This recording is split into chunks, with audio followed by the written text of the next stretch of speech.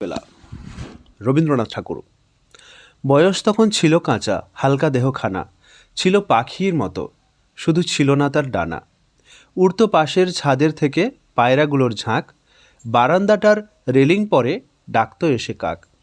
ফেরিওয়ালা হেঁকে যেত গলির ওপার থেকে, তপসি মাছের ঝুড়িখানা গামছা দিয়ে ঢেকে।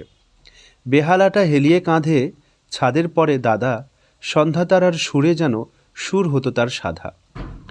জুটেছি বউ দিদির কাছে ইংরেজি পাঠ ছেড়ে, মুখখানিতে ঘর দেওয়া তার শাড়িটি লাল পেড়ে। চুরি করে চাবির গোছা লুকিয়ে ফুলের টবে, স্নেহের রাগে রাগিয়ে দিতাম নানান উপদ্রবে। কিশোরী চ্যাটুর্জি হঠাৎ জুটত সন্ধ্যা হলে, বাঁ হাতে তার থেলো হুঁকো, চাদর কাঁধে ছোলে। দ্রুত লয়ে আউড়ে যেত লবকুশের ছড়া, থাকতো আমার খাতা লেখা, পড়ে থাকতো পড়া। মনে মনে ইচ্ছে হতো যদি কোনো ছলে ভর্তি হওয়া সহজ হতো এই পাঁচালির দলে। ভাবনা মাথায় চাপতো না কো, ক্লাসে ওঠার দায়, গান শুনিয়ে চলে যেতুম নতুন নতুন গায়ে। স্কুলের ছুটি হয়ে গেলে বাড়ির কাছে এসে হঠাৎ দেখি মেঘ নেমেছে ছাদের কাছে ঘেঁষে। আকাশ ভেঙে বৃষ্টি নামে, রাস্তা ভাসে জলে, ঐরাবতের সুর দেখা দেয় জল ঢালা সব নলে। অন্ধকারে শোনা যেত রিমঝিমিনি ধারা, রাজপুত্র তেপান্তরে কোথা সে পথহারা। ম্যাপে যেসব পাহাড় জানি যেসব গান, কুয়েনলুন আর মিসিসিপি, ইয়াং শিকিয়াং, জানার সঙ্গে আধেক জানা, দূরের থেকে শোনা। নানা রঙের নানা সুতোয় সব দিয়ে জ্বালব না, নানা রকম ধ্বনির সঙ্গে নানান চলাফেরা, সব দিয়ে এক হালকা জগৎ, মন দিয়ে মোর ঘেরা। ভাবনাগুলো তারই মধ্যে ফিরত থাকি বানের জালে শাওলা যেমন, মেঘের তলে পাখি। শান্তিনিকেতন, আষাঢ় 1344। আমি জন্ম নিয়েছিলাম সেকেলে, কলকাতায়। শহরে ছ্যাঁকড়া গাড়ি ছুটছে তখন ছড়ছড় করে ধুলো উড়িয়ে, দড়ির চাবুক পড়ছে হাড় বের করা ঘোড়ার পিঠে। না ছিল ট্রাম, না ছিল বাস, না ছিল মোটর গাড়ি। তখন কাজের এত বেশি হাঁসফাঁসানি ছিল না, রয়ে বসে দিন চলত। বাবুরা অফিসে যেতেন কোষে তামাক টেনে নিয়ে, পান চিবোতে, কেউ বা পালকি চড়ে, কেউ বা ভাগের গাড়িতে। যারা ছিলেন টাকাওয়ালা তাদের গাড়ি ছিল তকমা আটা, চামড়ার আধ ঘোমটাওয়ালা। কোচবাক্সে কোচম্যান বসতো মাথায় পাগড়ি হেলিয়ে, দুই সাইজ থাকতো পিছনে, কোমরে চামড় বাঁধা, হেইয়া শব্দে চমক লাগিয়ে দিত পায়ে চলতি মানুষকে। মেয়েদের বাইরে যাওয়া আসা ছিল দরজা বন্ধ পালকির হাঁপ ধরানো অন্ধকারে। গাড়ি চড়তে ছিল ভারী লজ্জা। রোদ বৃষ্টিতে মাথায় ছাতা উঠত না। কোনো মেয়ের গায়ে সেমিজ, পায়ে জুতো দেখলে সেটাকে বলতো মেম সাহেবী, তার মানে লজ্জা শরমের মাথা খাওয়া। কোনো মেয়ে যদি হঠাৎ পড়তো পরপুরুষের সামনে, ফস করে তার ঘোমটা নামতো নাকের ডগা পেরিয়ে, জিভ কেটে চট করে দাঁড়াতো সে পিঠ ফিরিয়ে। ঘরে যেমন তাদের দরজা বন্ধ, তেমনি বাইরে বেরোবার পালকিতেও। বড় মানুষের ঝিবৌদের পালকির উপরে আরও একটা ঢাকা চাপা থাকতো, মোটা ঘটা টোপের। দেখতে হতো যেন চলতি গোরস্থান। পাশে পাশে চলতো পিতলে বাঁধানো লাঠি হাতে দারোয়ানজি। ওদের কাজ ছিল দেউড়িতে বসে বাড়ি আগলানো, দাড়ি মোচড়ানো, ব্যাংকে টাকা আর কুটুম বাড়িতে মেয়েদের পৌঁছিয়ে দেওয়া, আর পার্বণ দিনে গিন্নিকে বন্ধ পালকি শুদ্ধ গঙ্গায় ডুবিয়ে আনা। দরজায় ফেরিওয়ালারা আসতো বাক্স সাজিয়ে, তাতে শিবনন্দনের ও কিছু মুনাফা থাকতো। আর ছিল ভাড়াটে গাড়ির গাড়োয়ান, বখরা নিয়ে বানিয়ে থাকতে যে নারাজ হতো সে দেউড়ির সামনে বাঁধিয়ে দিত ভীষণ ঝগড়া। আমাদের পালোয়ান জমাদার শোভারাম থেকে সে বাঁও কষত, মুগুর ভাঁজত মস্ত ওজনের, বসে বসে সিদ্ধি ঘুরত, কখনো বা কাঁচা শাক শুদ্ধ মূলো খেত আরামে। আর আমরা তার কানের কাছে চিৎকার করে উঠতাম, রাধাকৃষ্ণ! সে যতই হাঁ হাঁ করে দুহাত তুলত, আমাদের জেদ ততই বেড়ে উঠত। ইষ্টদেবতার নাম শোনবার জন্য ওই ছিল তার ফন্দি। তখন শহরে না ছিল গ্যাস, না ছিল বিজলি বাতি। কেরোসিনের আলো পরে যখন এলো, তার তেজ দেখে আমরা অবাক। সন্ধ্যাবেলা ঘরে ঘরে ফরাস এসে জ্বালিয়ে যেত রেডির তেলের আলো। আমাদের পড়বার ঘরে জ্বলত 2 সলতের একটা সেজ। মাস্টারমশাই মিটমিটে আলোয় পড়াতেন প্যারি সরকারের ফার্স্ট বুক। প্রথমে উঠতো হাই, তারপরে আসতো ঘুম, তারপর চলতো চোখ রাগড়ানি। বারবার শুনতে হতো মাস্টারমশাইয়ের অন্য ছাত্র সতীন সোনার টুকরো ছেলে পড়ায় আশ্চর্য মন, ঘুম পেলে চোখে নস্যি ঘষে, আর আমি, সে কথা বলে কাজ নেই। সব ছেলের মধ্যে একলা মূর্খ হয়ে থাকবার মতো বিশ্রী ভাবনাতেও আমাকে চেতিয়ে রাখতে পারতো না। রাত্রি 9টা বাজলে ঘুমের ঘোরে ঢুলু ঢুলু চোখে ছুটি পেতুম। বাড়ির মহল থেকে বাড়ির ভিতর যাওয়ার সরু পথ ছিল খড়খড়ির আব্রু দেওয়া, উপর থেকে ঝুলতো মিটমিটে আলোর লণ্ঠন। চলতুম আর মন বলতো, কি জানি কিসে বুঝি পিছু ধরেছে। পিঠ উঠত শিউরে। তখন ভূতপ্রেত ছিল গল্পে গুজবে, ছিল মানুষের মনের আনাচে কানাচে। কোন দাসী কখন হঠাৎ শুনতে পেত শাঁকচুন্নির নাকি সুর, দড়াম করে পড়তো আচার খেয়ে। ওই মেয়ে ভূতটা সবচেয়ে ছিল বদমেজাজি। তার লোভ ছিল মাছের পরে। বাড়ির পশ্চিম কোণে ঘন পাতাওয়ালা বাদাম গাছ, তারই ডালে এক পা আর অন্য পাটা তেতলার কার্নিশের পরে তুলে দাঁড়িয়ে থাকে একটা কোন মূর্তি। তাকে দেখেছে বলবার লোক তখন বিস্তর ছিল, মেনে নেবার লোকও কম ছিল না। দাদার এক বন্ধু যখন গল্পটা হেসে উড়িয়ে দিতেন, তখন চাকররা মনে করতো লোকটার ধম্মজ্ঞান একটুও নেই, দেবে একদিন ঘাড় মটকিয়ে, তখন বিদ্যে যাবে বেরিয়ে। সেই সময়টাতে হাওয়ায় আতঙ্ক এমনি জাল ফেলেছিল যে টেবিলের নিচে পা রাখলে পা সুরসুর করে উঠত। তখন জলের কল বসেনি। বেহারা বাঁকে করে কলসি ভরে মাঘ ফাগুনের গঙ্গার জল তুলে আনতো। একতলার অন্ধকার ঘরে সারি সারি ভরা থাকতো বড় বড় জালার সারা বছরের খাবার জল। নিচের তলায় সেই সব স্যাঁতস্যাঁতে এধো কুটুরিতে গা ঢাকা দিয়ে যারা বাসা করেছিল, কেনা জানে তাদের মস্ত হাঁ, চোখ দুটো বুকে, কান দুটো কুলোর মতন, পা দুটো উল্টো দিকে। সেই ভুতুরে ছায়ার সামনে দিয়ে যখন বাড়ি ভিতরে বাগান যেতুম, তোলপাড় করতো বুকের ভিতরটা, গায়ে লাগাতো তাড়া। তখন রাস্তার ধারে ধারে বাঁধানো নালা দিয়ে জোয়ারের সময় গঙ্গার জল আসতো।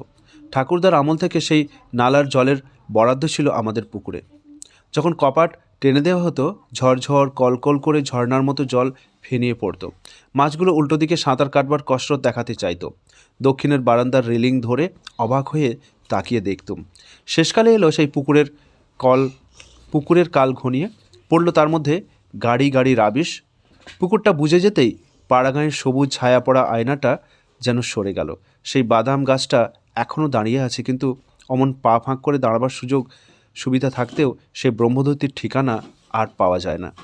ভিতরে বাইরে আলো বেড়ে গেছে। 2, পালকিখানা ঠাকুরমাদের আমলের, খুব দরাজ বহরথার, নবাবী ছাঁদের। ডান্ডা দুটো 8 জন বেহারার কাঁধের ওপর, হাতে সোনার কাঁকন, কানে মোটা মাকড়ি, গায়ে লাল রঙের হাতকাটা মেরজাই পরা বেহারার দল সূর্য ডোবার রঙিন মেঘের মতো সাবেক ধনদৌলতের সঙ্গে সঙ্গে গেছে মিলিয়ে। এই পালকি গায়ে ছিল রঙিন লাইনের আঁকচোখ কাটা, কতক তার গেছে ক্ষয়ে, দাগ ধরেছে এখানে সেখানে। নারকেলের ছোবড়া বেরিয়ে পড়েছে ভেতরে গদি থেকে। এ যেন একালের নাম কাটা আসবাব পড়ে আছে খাতাঞ্চি খানার বারান্দার এক কোণে। আমার বয়স তখন 7-8 বছর।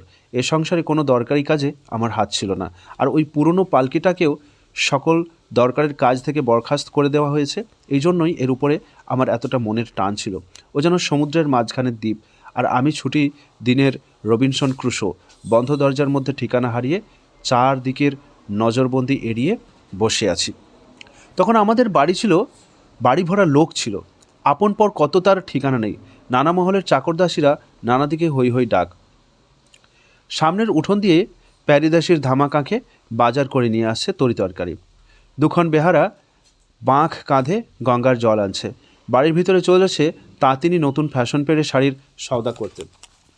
মাইনে করা যে দিনু শেখরা গলির পাশের ঘরে বসে হাঁপড় ফুঁস করে বাড়ির ফরমাস খাটতো, সে আসছে খাতাঞ্চিখানার কানে পালকের কলম গোজা কৈলাস মুখুজ্জের কাছে পাওনার দাবি জানাতে। উঠোনে বসে টং টং আওয়াজে পুরনো লেপের ধুনো তুলছে ধুনুরি। বাইরে কানা পালোয়ানের সঙ্গে মুকুন্দলাল দারোয়ান লুটোপুটি করতে করতে কুস্তির প্যাঁচ কষছে। চটাচট শব্দে 2 পায়ে লাগাচ্ছে চাপড়। ডন ফেলছে 20-25 বার ঘন ঘন। ভিখিরির দল বসে আছে বরাদ্দ ভিক্ষার আশা করে। বেলা বেড়ে যায়, রোদ্দুর ওঠে কড়া হয়ে, দেউড়িতে ঘণ্টা বেজে ওঠে। পালকির ভিতরকার দিনটা ঘণ্টার হিসেব মানে না। সেখানকার 12টা সেই সাবেক কালের, যখন রাজবাড়ির সিংহদ্বারে সভাভঙ্গের ডঙ্কা বাজত, রাজা যেতেন স্নানে চন্দনের জলে। ছুটির দিন দুপুরবেলা যাদের তাবেদারিতে ছিলুম, তারা খাওয়া দাওয়া সেরে ঘুম দিচ্ছে। একলা বসে আছি। চলেছে মনের মধ্যে আমার অচল পালকি, হাওয়াই তৈরি বেহারাগুলো আমার মনের নিমক খেয়ে মানুষ।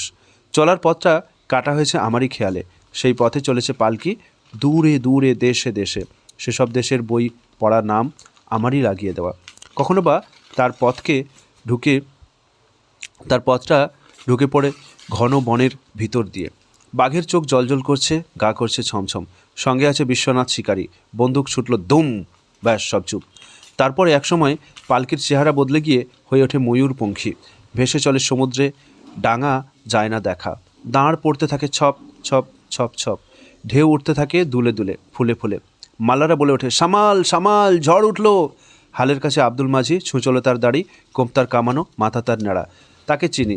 সে দাদাকে এনে দিত পদ্মা থেকে ইলিশ মাছ আর কচ্ছপের ডিম। সে আমার কাছে গল্প করেছিল, একদিন ৩৪ মাসের শেষে ডিঙিতে মাছ ধরতে গিয়েছে। হঠাৎ এলো কালবৈশাখী, ভীষণ তুফান। নৌকো ডোবে ডোবে। আব্দুল দাঁতে রশি কামড়ে ধরে ঝাঁপিয়ে পড়ল জলে, সাঁতরে উঠল চরে, কাছি ধরে টেনে তুলল তার ডিঙি। গল্পটা এত শিগগির শেষ হলো, আমার পছন্দ হলো না। নৌকোটা ডুবলো না, অমনিই বেঁচে গেল, এ তো গপ্পই নয়। বারবার বলতে লাগলাম, তারপর? সে বলল, তারপর সে এক কাণ্ড দেখি, এক নেকড়ে বাঘ, ইয়া তার গোঁপ চড়া। ঝড়ের সামনে সে উঠেছিল ওপারে গঞ্জের ঘাটের পাকুড় গাছে। দমকা হওয়া যেমনি লাগলো, গাছ পড়ল ভেঙে পদ্মায়। বাঘ ভায়া ভেসে যায় জলের তোড়ে। খাবি খেতে খেতে উঠল এসে চরে। তাকে দেখেই আমরা রশিতে লাগালুম ফাঁস। জানোয়ারটা এত বড়, চোখ পাকিয়ে দাঁড়ালো আমার সামনে। সাঁতার কেটে তার জমে উঠেছিল খিদে। আমাকে দেখে তার লাল টকেটকে জিভ দিয়ে নাল ঝরতে লাগলো।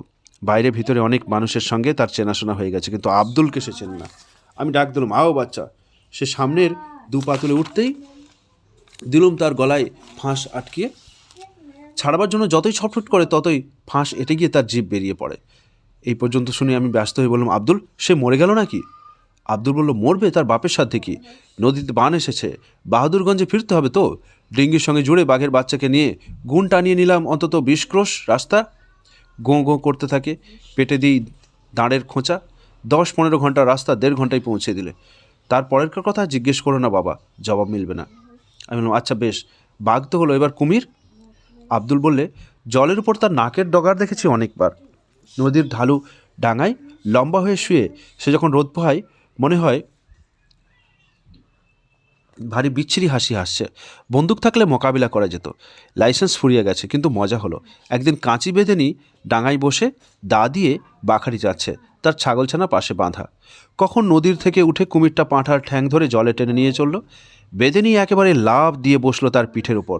দা দিয়ে ওই দানো গিরগিটির গলায় পোঁচের পর পোঁচ লাগালো। ছাগলছানা ছেড়ে জন্তুটা ডুবে পড়লো জলে। আমি ব্যস্ত বললাম, তারপর? আব্দুল বলে, তারপরের খবর তলিয়ে গেছে জলের তলায়, তুলে আনতে দেরি হবে। আসছেবার যখন দেখা হবে, চর পাঠিয়ে খোঁজ নিয়ে আসব। কিন্তু আর তো সে আসেনি, হয়তো খোঁজ নিতে গেছে। এই তো ছিল পালকির ভিতর আমির সফর। পালকির বাইরে এক একদিন ছিল আমার মাস্টারি। রেলিংগুলো আমার ছাত্র, ভয়ে চুপ থাকতো। এক একটা ছিল ভারী দুষ্টু, পড়াশোনায় কিছুই মন নেই। ভয় দেখায় যে বড় হলে কুলিগিরি করতে হবে। মার খেয়ে আগাগোড়া গায়ে দাগ পড়ে গেছে। দুষ্টুমি থামতে চায় না, কেননা থামলে চলে না, খেলা বন্ধ হয়ে যায়। আরও একটা খেলা ছিল আমার কাঠের শিঙিকে নিয়ে। পুজোর বলিদানের গল্প শুনে ঠিক করেছিলাম শিঙিকে বলি দিলে খুব একটা কাণ্ড হবে। তার পিঠে কাঠি দিয়ে অনেক কোপ দিয়েছি। মন্তর বানাতে হয়েছিল, নইলে পুজো হয় না।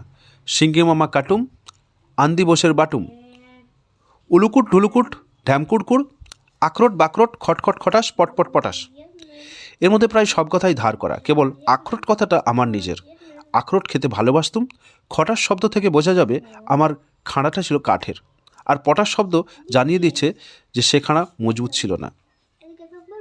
৩, কাল রাত্রির থেকে মেঘের কামাই নেই, কেবলই চলেছে বৃষ্টি। গাছগুলো বোকার মতন জবুস্তবু হয়ে রয়েছে, পাখির ডাক বন্ধ। আজ মনে পড়ছে আমার ছেলেবেলাকার সন্ধ্যাবেলা। তখন আমাদের ওই সময়টা কাটতো চাকরদের মহলে। তখনও ইংরেজি শব্দের বানান আর মানে মুখস্থর বুক ধরাস সন্ধ্যাবেলার ঘাড়ে চেপে বসেনি। সেজদাদা বলতেন, আগে চাই বাংলা ভাষার গাঁথুনি, তারপরে ইংরেজি শেখার পত্তন। তাই তখন আমাদের বয়সী স্কুলের সব পোড়োরা গড়গড় করে আউড়ে চলেছে, আই অ্যাম আপ, আমি হই উপরে, হি ইজ ডাউন, তিনি হন নিচে। তখনও BAD ব্যাড, MAD ম্যাড পর্যন্ত আমার বিদ্যে পৌঁছয়নি। নবাবী জবানিতে চাকর নকরদের মহলকে তখন বলা হতো তোষাখানা। যদিও সেকালে আমিরি দশা থেকে আমাদের বাড়ি নেমে পড়েছিল অনেক নিচে, তবু তোষাখানা, দপ্তরখানা, বৈঠকখানা নামগুলো ছিল ভিত আঁকড়ে। সেই তোষাখানার দক্ষিণ ভাগে বড় একটা কাঁচের সেজে রেডির তেলে আলো জ্বলছে মিটমিট করে। গণেশ মার্কা ছবি আর কালীমায়ের পট রয়েছে দেয়ালে। তারই আশেপাশে টিকটিকি রয়েছে পোকা শিকারে। ঘরে কোনো আসবাব নেই, মেঝের উপর একখানা ময়লা মাদুর পাতা। জানিয়ে রাখি, আমাদের চাল ছিল গরিবদের মতো, গাড়ি ঘোড়ার বালাই ছিল না বললেই হয়। বাইরের কোণের দিকে তেঁতুল গাছের তলায় ছিল চালাঘরের একটা পালকি গাড়ি আর একটা বুড়ো ঘোড়া। পরনের কাপড় ছিল নেহাত সাদাসিধে। অনেক সময় লেগেছিল পায়ে মোজা উঠতে। যখন ব্রজেশ্বর ফর্দ এড়িয়ে জলপানের বরাদ্দ হলো পাউরুটি আর কলাপাতা মোড়া মাখন, মনে হলো আকাশ যেন হাতে নাগাল পাওয়া গেল। সাবেককালের বড় মানুষের ভগ্নদশা সহজেই মেনে নেবার তালিম চলছিল। আমাদের এই মাদুর পাতা আসরে যে চাকরটি ছিল সর্দার, তার নাম ব্রজেশ্বর। চুলে গোঁফে একটা কাঁচা পাকা মুখের ওপর টান পড়া শুকনো চামড়া, গম্ভীর মেজাজ, কড়া গলা, চিবিয়ে চিবিয়ে কথা।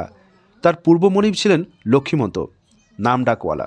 সেখান থেকে তাকে নামতে হয়েছে আমাদের মতো হেলাই মানুষ ছেলেদের খবরদারির কাজে। শুনেছি গ্রামের পাঠশালায় সে গুরুগিরি করেছে। এই গুরুমশাই ভাষা আর চাল ছিল তার শেষ পর্যন্ত। বাবুরা বসে আছেন না বলে সে বলতো অপেক্ষা করে আছেন। শুনে মনিবরা হাসাহাসি করতেন। যেমন ছিল তার গুমর, তেমনি ছিল তার সূচিবাই। স্নানের সময় সে পুকুরে নেমে উপরকার তেল ভাসা জল 2 হাত দিয়ে 5-7 বার ঠেলে দিয়ে একেবারে ঝুপ করে দিত ডুব। স্নানের পর পুকুর থেকে উঠে বাগানের রাস্তা দিয়ে ব্রজেশ্বর এমন ভঙ্গিতে হাত বাঁকিয়ে চলতো যেন কোনো মতে বিধাতার এই নোংরা পৃথিবীটাকে পাশ কাটিয়ে চলতে পারলেই তার জাত বাঁচে। চালচলনে কোনটা ঠিক নয় এ নিয়ে খুব ঝোঁক দিয়ে সে কথা কইত। এদিকে তার ঘাটটা ছিল একটু বাঁকা, তাতে তার কথার মান বাড়ত। কিন্তু ওরই মধ্যে একটা খুঁত ছিল গুরুগিরিতে। ভিতরে ভিতরে তার আহারের লোভটা ছিল চাপা। আমাদের পাতে আগে থাকতে ঠিকমতো ভাগে খাবার সাজিয়ে রাখা তার নিয়ম ছিল না। আমরা খেতে বসলে একটি একটি করে লুচি আলগোছে দুলিয়ে ধরে জিজ্ঞেস করতো, আর দেবো না কি? কোনো উত্তর তার মনের মতো সেটা বোঝা যেত তার গলার সুরে। আমি প্রায় বলতাম, চাই নে। তারপরে আর সে পিড়াপিড়ি করতো না। দুধের বাটিটার পরেও তার অসামাল রকমের টান ছিল, আমার মোটেও ছিল না। শেলফওয়ালা একটা খাটো আলমারি ছিল তার ঘরে। তার মধ্যে একটা বড় পিতলের বাটিতে থাকতো দুধ আর কাঠের বারকোষে লুচি তরকারি। বিড়ালের লোভ জালের বাইরে বাতাস শুকে শুকে বেড়াতো। এমনি করে অল্প খাওয়া আমার ছেলেবেলা থেকে দিব্যিস হয়ে গিয়েছিল। সেই কম খাওয়াতে আমাকে কাহিল করেছিল এমন কথা বলবার জন্যেই। যে ছেলেরা খেতে কসুর করতো না তাদের চেয়ে আমার গায়ের জোর বেশি ছিল, ওই কম ছিল না। শরীর এত বিশ্রী রকমের ভালো ছিল যে স্কুল পালাবার ঝুঁকে যখন হয়রান করে দিত তখন শরীরে কোনো রকম জুলুমের জোরেও ব্যায়ামও ঘটাতে পারতুম না। জুতো জলে ভিজিয়ে বেড়ালাম সারাদিন, সর্দি হলো না। কার্তিক মাসে খোলা ছাদে শুয়েছি, চুল জামা গেছে ভিজে, গলার মধ্যে একটু খুশখুশানি কাশিরও সাড়া পাওয়া যায়নি। আর পেট কামড়ানির বলে ভিতরে ভিতরে বদহজমের যে একটা তাগিদ পাওয়া যায় সেটা বুঝতে পাইনি পেটে। কেবল দরকার মতো মুখ জানিয়েছি মায়ের কাছে। শুনে মা মনে মনে হাসতেন, একটুও ভাবনা করতেন বলে মনে হয়নি। তবু চাকরকে ডেকে বলে দিতেন, আচ্ছা যা মাস্টারকে জানিয়ে দে, আজ আর পড়তে হবে না। আমাদের সেকেলে মা মনে করতেন ছেলে মাঝে মাঝে পড়া কামাই করলে এতই কি লোকসান। এখনকার মায়ের হাতে পড়লে মাস্টারের কাছে তো ফিরে যেতেই হতো, তার উপরে খেতে হতো কানমোলা, হয়তোবা মুচকি হেসে গিলিয়ে দিতেন ক্যাস্টর অয়েল। চিরকালের জন্য আরাম হতো ব্যামোটা। দৈবাত কখনো আমার জ্বর হয়েছে, তাকে কেউ জ্বর বলতো না, বলতো গা গরম। আসতেন নীলমাধব ডাক্তার, থার্মোমিটার তখন চোখেও দেখিনি। ডাক্তার একটু গায়ে হাত দিয়েই প্রথম দিনের ব্যবস্থা করতেন ক্যাস্টর অয়েল আর উপোস। জল খেতে পেতুম অল্প একটু, সেও গরম জল। তার সঙ্গে এলাচ দানা চলতে পারত। 3 দিনের মধ্যেই দিনই মৌরলা মাছের ঝোল আর গলা ভাত। উপোসের পরে ছিল অমৃত। জ্বরে ভোগা কাকে বলে মনে পড়ে না, ম্যালেরিয়া শব্দটা শোনাই ছিল না। ওয়াক ধরানো ওষুধের রাজা ছিল ওই তেলটা, কিন্তু মনে পড়ে না কুইনিন। গায়ে ফোঁড়া কাটা ছুরির আঁচড় পড়েনি কোনো দিন। হাম বা জল বসন্ত কাকে বলে আজ পর্যন্ত জানি না। শরীরটা ছিল একগুয়ে রকমের ভালো। মায়েরা যদি ছেলেদের শরীর এত নিরোগী রাখতে চান যাতে মাস্টারের হাত এড়াতে না পারে, তাহলে ব্রজেশ্বরের মতো চাকর খুঁজে বের করবেন। খাবার খরচার সঙ্গে সঙ্গে সে বাঁচাবে ডাক্তার খরচা। বিশেষ করে এই কলের জাঁতার ময়দা আর এই ভেজাল দেওয়া ঘি তেলের দিনে। একটা কথা মনে রাখা দরকার, তখনও বাজারে চকোলেট দেখা দেয়নি। ছিল 1 পয়সা দামের গোলা পিউরি, গোলাপি গন্ধের আমেজ দেওয়া সেই তিলে ঢাকা চিনির ডালা আজও আমাদের পকেট চটচটে করে তোলেননি কি না জানি না, নিশ্চয়ই এখনকার মানি লোকের ঘর থেকে লজ্জায় দৌড় মেরেছে। সেই ভাজা মশলার ঠোঙা গেল কোথায়? আর সেই সস্তা দামের তিলে গজা, সে কি এখনও টিকে আছে? না থাকে তো তাকে ফিরিয়ে আনার দরকার নেই। ব্রজেশ্বরের কাছে সন্ধ্যাবেলার দিনে দিনে শুনেছি কৃত্তিবাসের 7 কাণ্ড রামায়ণটা। সেই পড়ার মাঝে মাঝে এসে পড়তো কিশোরী চাটুর্যের। সমস্ত রামায়ণের পাঁচালী ছিল তার সুর সমেত মুখস্থ। সে হঠাৎ আসন দখল করে কৃত্তিবাসকে ছাপিয়ে দিয়ে হু হু করে আউড়িয়ে যেত পাঁচালীর পালা। ওরে রে লক্ষণ, কি একই অলক্ষণ, বিপদ ঘটছে বিলক্ষণ। তার মুখে হাসি, মাথায় টাক ঝকঝক করছে, গলা দিয়ে ছড়া কাটা লাইনের ঝর্ণা সুর বাজিয়ে চলেছে। পদে পদে শব্দের মিলগুলো বেজে ওঠে যেন জলের নিচেকার নুড়ির আওয়াজ। সেই সঙ্গে চলতো তার হাত পা নেড়ে ভাব বাতলানো। কিশোরী চাটুর্যের সবচেয়ে বড় আফসোস ছিল এই যে দাদা ভাই অর্থাৎ কিনা আমি এমন গলা নিয়ে পাঁচালের দলে ভর্তি হতে পারলাম না। পারলে দেশে যা হয় একটা নাম থাকতো। রাত হয়ে আসতো, মাদুর পাতা বৈঠক যেত ভেঙে। ভূতের ভয় শির দাঁড়ার উপর চাপিয়ে চলে আসতুম বাড়ির ভিতরে মায়ের ঘরে। মা তখন তার খুঁড়িকে নিয়ে তাস খেলছেন। পঙ্খের কাজ করা ঘর, হাতির দাঁতের মতো চকচকে, মস্ত তক্তপোষের উপর জাজিম পাতা। এমন উৎপাত বাঁধিয়ে দিতাম যে 3 হাতের খেলা ফেলে দিয়ে বলতেন, জ্বালাতন করলে যাও খুঁড়ি, ওদের গল্প শোনাওগে। আমরা বাইরে বারান্দায় ঘটির জলে পা ধুয়ে দিদিমাকে টেনে নিয়ে বিছানায় উঠতুম। সেখানে শুরু হতো দৈত্যপুরী থেকে রাজকন্যার ঘুম ভাঙিয়ে উঠত ডেকে।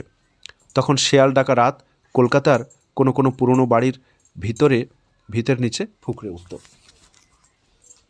4 আমরা যখন ছোট ছিলাম তখন সন্ধ্যাবেলায় কলকাতা শহর এখনকার মতো এত বেশি সজাগ ছিল না। এখনকার কালে সূর্যের আলোর দিনটা যেমন ফুরিয়েছে, অমনি শুরু হয়েছে বিজলির আলোর দিন। সেই সময়টাতে শহরে কাজ কম, কিন্তু বিশ্রাম নেই। উনুনে যেন জলা কাঠ নিভছে, তবু কয়লার আগুন রয়েছে। তেলকল চলে না, স্টিমারের বাঁশি থেমে থাকে। কলকারখানা ঘর থেকে মজুরের দল বেরিয়ে গেছে।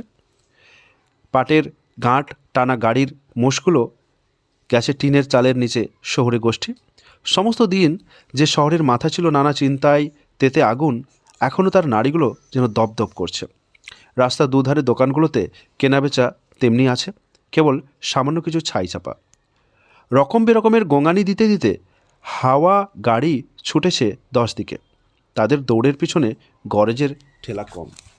আমাদের সেকালে দিন ফুরলে কাজকর্মের বাড়তি ভাগ যেন কালো কম্বল মুড়ি দিয়ে চুপচাপ শুয়ে পড়তো শহরের বাতি নেবানো নিচের তলায়। ঘরে বাইরে সন্ধ্যার আকাশ থমথম করত। ইডেন গার্ডেনে গঙ্গার ধারে শৌখিনদের হাওয়া খাইয়ে নিয়ে ফেরবার গাড়িতে সহিসদের হই হই শব্দ রাস্তা থেকে শোনা যেত। চৈত বৈশাখ মাসে রাস্তায় ফেরিওয়ালা হেঁকে যেত, বারিফ। হাঁড়িতে বরফ দেওয়া নোনতা জলে ছোট টিনের চোঙে থাকতো যাকে বলা হতো কুলফির বরফ, এখন যাকে বলে আইস কিংবা আইসক্রিম। রাস্তার দিকের বারান্দায় দাঁড়িয়ে সেই ডাক মন কীরকম করতো তা মনই জানে। আর একটা হাঁক ছিল, বেলফুল। বসন্তকালের সেই মালিদের ফুলের ঝুড়ির খবর আজ নেই, কেন জানি না। তখন বাড়িতে মেয়েদের খোঁপা থেকে বেলফুলের গোড়ে মালার গন্ধ ছড়িয়ে যেত বাতাসে। গা ধুতে যাবার আগে ঘরের সামনে বসে সম্মুখে হাত আয়না রেখে মেয়েরা চুল বাঁধত। বিনুনি করা চুলের দড়ি দিয়ে খোঁপা তৈরি হতো নানা কারিগরিতে। তাদের পরনে ছিল ফরসাডাঙ্গার কালাপেড়ে শাড়ি, পাক দিয়ে কুঁচকিয়ে তোলা। নাপতিনি আসতো, ঝামা দিয়ে পা ঘষে আলতা পড়াতো। মেয়ে মহলে তারাই লাগাতো খবর চালাচালির কাজে লাগতো। ট্রামের পায়দানের উপর ভিড় করে কলেজ আর অফিস ফেরার দল ফুটবল খেলার ময়দানে ছুটতো না। ফেরবার সময় তাদের ভিড় জমতো না সিনেমা হলের সামনে। নাটক অভিনয়ের একটা ফুর্তি দেখা দিয়েছিল, কিন্তু আর কি বলবো, আমরা সে সময়ে ছিলাম ছেলে মানুষ। তখন বড়দের আমোদে ছেলেরা দূর থেকেও ভাগ বসাতে পেত না। যদি সহিস কারো কাছাকাছি যেতুম সাহস করে, তাহলে শুনতে হতো, যাও খেলা করোগে। অথচ ছেলেরা খেলায় যদি উচিত মতো গোল করতো তাহলে শুনতে হতো, চুপ করো। বড়দের আমোদ আহ্লাদ সবসময় খুব যে চুপচাপ সারা হতো তা নয়। তাই দূর থেকে কখনো কখনো ঝর্নার ফেনার মতো তার কিছু কিছু পড়তো ছিটকিয়ে আমাদের দিকে। এ বাড়ির বারান্দায় ঝুঁকে পড়ে তাকিয়ে দেখতুম ও বাড়ির নাচঘর আলোয় ঝলমল। দেউড়ির সামনে বড় বড় জুড়ি গাড়ি এসে জুটেছে। সদর দরজার কাছে থেকে দাদাদের কেউ কেউ অতিথিদের উপরে আগিয়ে নিয়ে যাচ্ছেন।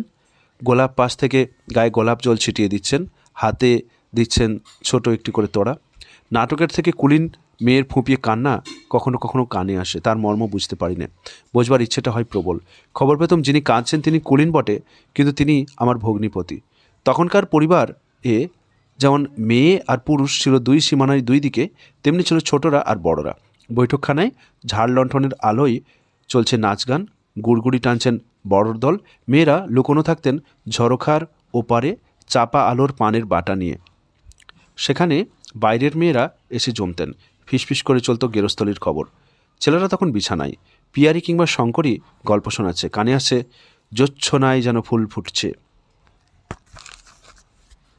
5 আমাদের সময়কার কিছু পূর্বে ধনী ঘরে ছিল শখের যাত্রার চলন। মিহি গলাওয়ালা ছেলেদের বাছাই করে নিয়ে দল বাঁধার ধুম ছিল। আমাদের মেজ কাকা ছিলেন এরকম একটি শখের দলপতি। পালা রচনা করবার শক্তি ছিল তার, ছেলেদের তৈরি করবে তোলবার উৎসাহ ছিল। ধনীদের ঘর পোষা এই যেমন শখের যাত্রা, তেমনি ব্যবসাদারি যাত্রা নিয়েও বাংলাদেশের ছিল ভারী নেশা। এ পাড়ায় ও পাড়ায় এক একজন নামজাদা অধিকারীর অধীনে যাত্রার দল গজিয়ে উঠত। দলকর্তা অধিকারীরা সবাই যে জাতে বড় কিংবা লেখাপড়ায় এমন কিছু তা নয়, তারা নাম করেছে আপন ক্ষমতায়।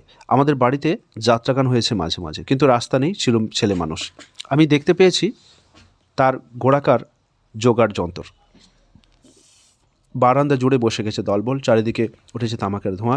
ছেলেগুলো লম্বা চুলওয়ালা, চোখে কালি পড়া, অল্প বয়সে তাদের মুখ গিয়েছে পেকে, পান খেয়ে খেয়ে ঠোঁট গিয়েছে কালো হয়ে। সাজগোজের আসবাব আছে রং করা টিনের বাক্সে। দেউড়ির দরজায় খোলা, উঠোনে পিলপিল করে ঢুকে পড়ছে লোকের ভিড়। চারিদিকে টকবক করে আওয়াজ উঠছে, ছাপিয়ে পড়ছে গলি পেরিয়ে চিতপুরের রাস্তায়। রাত্রি হবে 9টা। পায়রার পিঠের ওপর বাজ পাখির মতো হঠাৎ এসে পড়ে শ্যাম। কড়া পড়া শক্ত হাতের মুঠি দিয়ে আমার কোনোই ধরে বলে, মা ডাকছে, চলো শোবে চলো। লোকের সামনে এই টানা হ্যাঁচড়ার মাথা হেঁট হয়ে যেত। হার মেনে চলে যেতুম শোবার ঘরে। বাইরে চলছে হাঁকডাক, বাইরে চলছে ঝাড়লণ্ঠন, আমার ঘরে সারা শব্দ নেই। পিল সুজের উপর টিমটিম করেছে পিতলের প্রদীপ। ঘুমের ঘরে মাঝে মাঝে শোনা যাচ্ছে নাচের তাল, সমে এসে ঠেকতে ঝমাঝম করতাম। সব তাতে মানা করাটাই বড়দের ধর্ম। কিন্তু একবার কী কারণে তাদের মন নরম হয়েছিল। হুকুম বেরোলো ছেলেরাও যাত্রা শুনতে পারবে। ছিল নল দময়ন্তীর পালা। আরম্ভ হবার আগে রাত 11টা পর্যন্ত বিছানায় ছিলাম ঘুমিয়ে। বারবার ভরসা দেওয়া হলো সময় হলে আমাদের জাগিয়ে দেবে। উপরওয়ালাদের দস্তুর জানি, কথা কিছুতেই বিশ্বাস হয় না, কেননা তারা বড়, আমরা ছোট। সে রাত্রে দেহটাকে বিছানায় টেনে নিয়ে গেলুম। তার একটা কারণ, মা বললেন তিনি স্বয়ং আমাকে জাগিয়ে দেবেন। আর একটা কারণ, 9টার পর নিজেকে জাগিয়ে রাখতে বেশ একটু ঠেলাঠেলির দরকার হতো। একসময় ঘুম থেকে উঠিয়ে আমাকে নিয়ে আসা হলো বাইরে। চোখে ধাঁধা লেগে গেল। একতলায় দোতলায় রঙিন ঝাড়লণ্ঠন থেকে ঝিলমিলিয়ে আলো ঠিকরে পড়ছে চারদিকে। সাদা বিছানা, চাদরে উঠোনটা চোখে ঠেকছে মস্ত। একদিকে বসে আছেন বাড়ির কর্তারা, আর যাদের ডেকে আনা হয়েছে। বাকি জায়গাটা যার খুশি যেখান থেকে এসে ভরাট করেছে। থিয়েটারে এসেছিলেন পেটে সোনার চেন ঝোলানো নামজাদার দল। আর এই যাত্রার আসরে বড়ই ছোটই ঘেঁষাঘেঁষি। তাদের বেশিরভাগই মানুষই ভদ্রলোকেরা, যাকে বলে বাজে লোক। তেমনি আবার পালাগানটা লেখানো হয়েছে এমন সব লিখিয়ে দিয়ে যারা হাত পাকিয়েছে খাগড়া কলমে, যারা ইংরেজি কপিবুকের মক্স করেনি। এর সুর, এর নাচ, এর সব গল্প বাংলাদেশের হাট ঘাট মাঠের পয়দা করা। এর ভাষা পণ্ডিত মশাই দেননি পালিশ করে। সবাই যখন দাদাদের কাছে বসলুম, রুমালে কিছু কিছু টাকা বেঁধে আমাদের দিয়ে দিলেন। বাহবা দেবার ঠিক জায়গাটাতে ওই টাকা ছুঁড়ে দেওয়া ছিল রীতি। এতে যাত্রাওয়ালার ছিল উপরি পাওনা, আর গৃহস্থের ছিল খোশ নাম। রাত ফুরোতো, যাত্রা ফুরোতে চাইতো না। মাঝখানে নেতিয়ে পড়া দেহটাকে আড়কোলা করে কে যে কোথায় নিয়ে গেল জানতেও পারিনি। জানতে পারলে সে কীরকম লজ্জা। যে মানুষ বড়দের সামনে বসে বসে বকশিস দিচ্ছে ছুঁড়ে, উঠোন শুদ্ধ লোকের সামনে তাকে কিনা এমন অপমান। ঘুম যখন ভাঙলো দেখি মায়ের তক্তপোষে শুয়ে রয়েছে। বেলা হয়েছে বিস্তর, ঝাঁঝা করছে রোদ্দুর। সূর্য উঠে গেছে, অথচ আমি উঠিনি। এ ঘটেনি আর কোনো দিন। শহরে আজকাল আমোদ চলে নদীর স্রোতের মতো, মাঝে মাঝে তার ফাঁক নেই।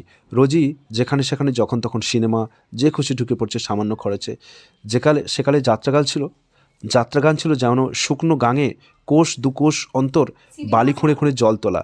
ঘণ্টা কয়েক তার মেয়াদ, পথের লোক হঠাৎ এসে পড়ে আঁজলা ভরে তেষ্টা নেই মিটিয়ে। আগেকার কালটা ছিল যেন রাজপুত্তর। মাঝে মাঝে পালা পার্বণে যখন মর্জি হতো আপন এলাকায় করতো দান খয়রাত। এখনকার কাল সওদাগরের পুত্তুর হরেক রকমের ঝলঝলে ঝকঝকে মাল সাজিয়ে বসেছে সদর রাস্তার চৌমাথায়। বড় রাস্তা থেকে খদ্দের আসে, ছোট রাস্তা থেকেও। 6, চাকরদের বড় কর্তা ব্রজেশ্বর, ছোট কর্তা যে ছিল তার নাম শ্যাম, বাড়ি যশোরে, খাঁটি পাড়া গায়ে। ভাষা তার কলকাতায় নয়, সে বলতো তেনারা ওনারা, খাতি হবে জাতি হবে, মুগির ডাল, কুলির আম্বল। দমনি ছিল তার আদরের ডাক। তার রং ছিল শ্যামবর্ণ, বড় বড় চোখ, তেল চুকচুকে লম্বা চুল, মজবুত দোহারা শরীর। তার স্বভাবে কড়া কিছুই ছিল না, মন ছিল সাদা। ছেলেদের পরে ছিল তার দরদ। তার কাছে আমরা ডাকাতের গল্প শুনতাম। তখন ভূতের ভয়ে যেমন মানুষের মন জুড়ে ছিল, তেমনি ডাকাতের গল্প ছিল ঘরে ঘরে। ডাকাতি এখনও কম হয় না, খুনও হয়, জখমও হয়, লুটও হয়। পুলিশও ঠিক লোককে ধরে না, কিন্তু এ হলো খবর, এতে গল্পের মজা নেই। তখনকার ডাকাতি গল্পে উঠেছিল দানা বেঁধে, অনেক দিন পর্যন্ত মুখে মুখে চারিয়ে গেছে। আমরা যখন জন্মেছি তখনও এমন সব লোক দেখা যেত যারা সমর্থ বয়সে ছিল ডাকাতের দলে। মস্ত মস্ত সব লাঠিয়াল, সঙ্গে সঙ্গে চলে লাঠি খেলার সাকরেদ।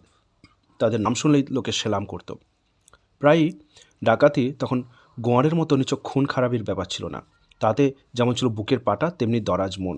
এদিকে ভদ্রলোকের ঘরেও লাঠি দিয়ে লাঠি ঠেকাবার আখড়া বসে গিয়েছিল। তারা নাম করেছিল ডাকাতদের, তাদের মানত ওস্তাদ বলে। এড়িয়ে চলতো তাদের সীমানা। অনেক জমিদারের ডাকাতি ছিল ব্যবসা। গল্পে শুনেছি সেই জাতের একজন দল বসিয়ে রেখেছিল নদীর মোহনায়। সেদিন অমাবস্যা, পুজোর রাত্রির কালী কঙ্কালীর নামে মুন্ড কেটে মন্দিরে যখন নিয়ে এলো, জমিদারের কপাল চাপড়ে বলল, এ যে আমাদেরই জামাই। আরও শোনা যেত রঘু ডাকাত কিংবা বিশু ডাকাতের কথা। তারা আগে থাকতে খবর দিয়ে ডাকাতি করত, ইতর্পণা করত না। দূর থেকে তাদের হাঁক শুনে পাড়ার রক্ত যেত হিম হয়ে। মেয়েদের গায়ে হাত দিতে তাদের ধর্মে ছিল মানা। একবার একজন মেয়ে খাঁড়া হাতে কালি সেজে উল্টে ডাকাতের কাছ থেকে প্রণামী আদায় করেছিল। আমাদের বাড়িতে একদিন ডাকাতের খেলা দেখানো হয়েছিল। মস্ত মস্ত কালো জোয়ান সব, লম্বা লম্বা চুল, ঢেঁকিতে চাদর বেঁধে সেটা দাঁতে কামড়ে ধরে দিলে ঢেঁকিটা টপকিয়ে পিঠের দিকে। ঝাঁকড়া চুলে মানুষ দুলিয়ে লাগলো ঘোরাতে। লম্বা লাঠির উপর ভর দিয়ে লাফিয়ে উঠল দোতলায়। একজনের 2 হাতের ফাঁক দিয়ে পাখির মতন শুট করে বেরিয়ে গেল। 10-20 কোষ দূরে ডাকাতি সেরে সেই রাত্রি ভালো মানুষের মতো ঘরে ফিরে এসে শুয়ে থাকা কেমন করে হতে পারে তাও দেখালো। খুব বড় একজোড়া লাঠির মাঝখানে আড়কর একটা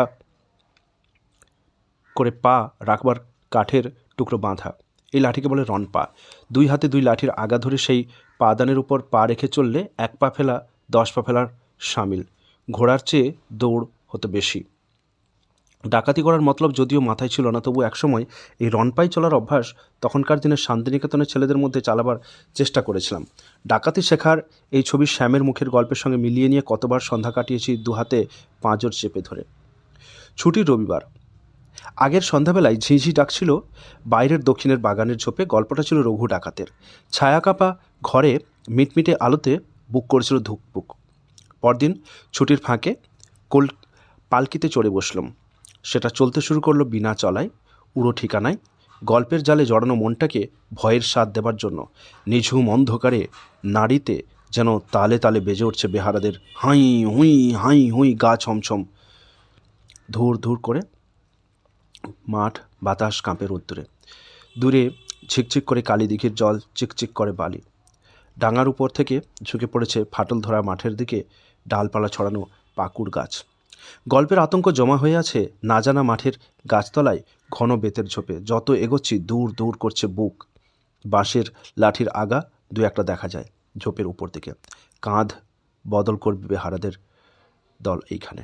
জল খাবে, ভিজে গামছা জোড়াবে মাথায়, তারপর রে রে রে রে। 7, সকাল থেকে রাত পর্যন্ত পড়াশুনোর জাঁতাকল চলছেই ঘর ঘর শব্দে। এই কলে দম দেওয়ার কাজ ছিল আমার সেজদাদা হেমেন্দ্রনাথের হাতে। তিনি ছিলেন বড় শাসনকর্তা। তাম্বুরার তারে অত্যন্ত বেশি টান দিতে গেলে পটাং করে যায় ছিঁড়ে। তিনি আমাদের মনে যতটা বেশি মাল বোঝাই করতে চেয়েছিলেন তার অনেকটাই ডিঙি উল্টিয়ে তলিয়ে গেছে। একথা এখন আর লুকিয়ে রাখা চলবে না। আমার বিদ্যেটা লোকসানির মাল। সেজদাদা তার বড় মেয়েকে শিখিয়ে তুলতে লেগেছিলেন। যথাসময়ে তাকে দিয়েছিলেন লরেটোতে ভর্তি করে। তার পূর্বেই তার ভাষায় প্রথম দখল হয়ে গেছে বাংলায়। প্রতিভাকে বিলিতি সঙ্গীতে পাকা করে তুললেন।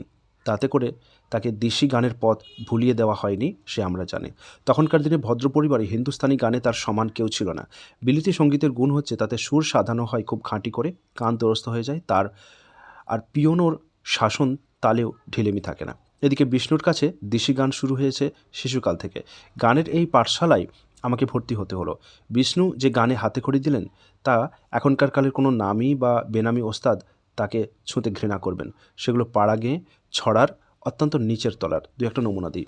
এক যে ছিল বেদের মেয়ে এলো পাড়াতে, সাধের উল্কি পড়াতে, আবার উল্কি পড়া যেমন তেমন লাগিয়ে দিল ভেলকি, ঠাকুরঝি উল্কির জ্বালাতে কত কেঁদেছি ঠাকুরঝি। আরও কিছু ছেঁড়া ছেঁড়া লাইন মনে পড়ে, যেমন চন্দ্র সূর্য হার মেনেছে জোনাক জালে বাতি, মোগল পাঠান হদ্দ হলো ফার্সি পড়ে তাঁতি, গণেশের মা কলাবউকে জ্বালা দিও না, তার একটি মোচা ফললে পরে কত হবে ছানাপোনা। অতি পুরনো কালের ভুলে যাওয়া খবরের আমেজ আসে এমন লাইনও পাওয়া যায়, যেমন এক যে ছিল কুকুর চাটা শিয়াল কাঁটার বন,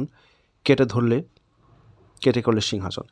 এখনকার নিয়ম হচ্ছে প্রথমে হারমোনিয়ামে সুর লাগিয়ে সা রে গা মা বা সাধানো, তারপর হালকা গোছের হিন্দি গান ধরিয়ে দেওয়া। তখন আমাদের পড়াশুনোর যিনি তদারক করতেন তিনি বুঝেছিলেন ছেলে মানুষই ছেলেদের মনের উপর জিনিস, আপন জিনিস, আর ওই হালকা বাংলা ভাষা হিন্দি বলির চেয়ে মনের মধ্যে সহজে জায়গা করে নেয়। তাছাড়া এ ছন্দের দিশি তাল বাঁয়া তবলার বোলের তো আঁকা রাখে না, আপনা আপনি নাড়িতে নাচতে থাকে। শিশুদের মন ভোলানো প্রথম সাহিত্য শেখানো মায়ের মুখের ছড়া দিয়ে, শিশুদের মন ভোলানো গান শেখানোর শুরু সেই ছড়ায়। এইটে আমাদের উপর দিয়ে পরখ করানো হয়েছিল। তখন হারমোনিয়াম আসেনি দেশের গানের জাত মারতে। কাঁধের উপর তম্বুরা তুলে গান অভ্যাস করেছি, কলটেপা সুরের গোলামি করিনি। আমার দোষ হচ্ছে শেখবার পথ কিছুতেই আমাকে বেশি দিন চালাতে পারেনি। ইচ্ছে মতো কুড়িয়ে বাড়িয়ে যা পেয়েছি ঝুলি ভর্তি করেছি তাই দিয়েই।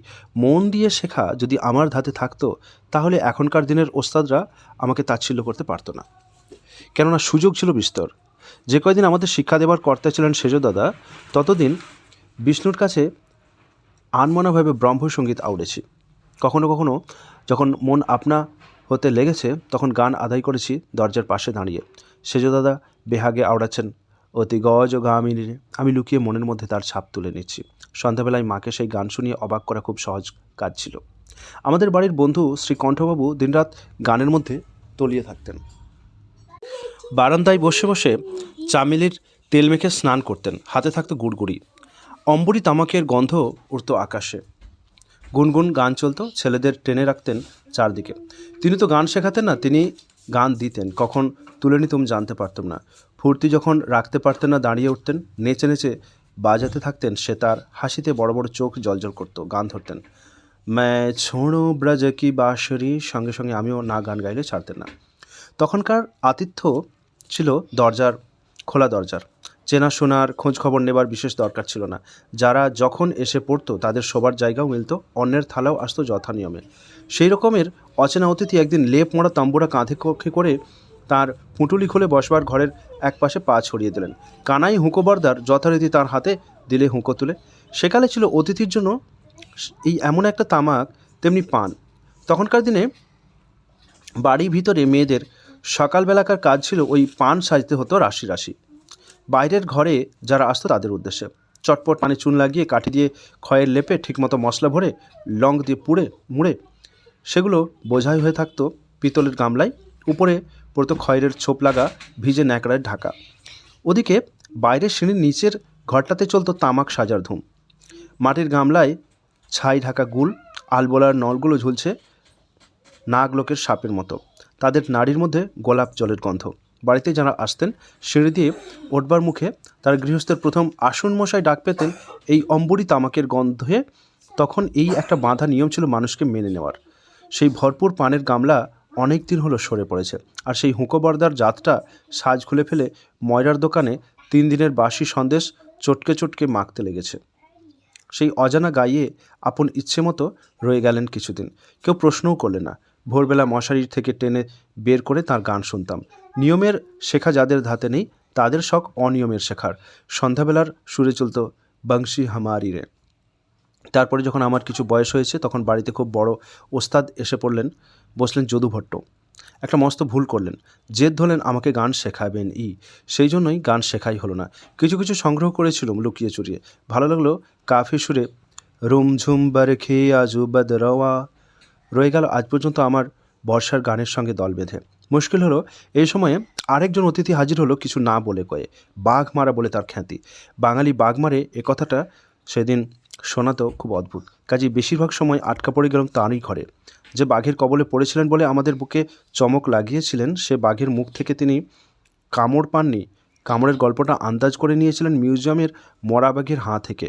তখন সে কথা ভাবিনি, এখন সেটা স্পষ্ট বুঝতে পারছি। তবু তখনকার মতো ওই বীর পুরুষের জন্য ঘন ঘন পান তামাকের জোগাড় করতে ব্যস্ত থাকতে হয়েছিল। দূর থেকে কানে পৌঁছতো কানাডার আলাপ। এই তো গেল গান। সেদাদার হাতে আমার অন্য বিদ্যের যে গোড়াপত্তন হয়েছিল সেও খুব ফলাও রকমের। বিশেষ কিছু ফল হয়নি সে স্বভাব দোষে। আমার মতো মানুষকে মনে রেখে রামপ্রসাদ সেন বলেছিলেন, মন তুমি কৃষিকাজ বোঝো না।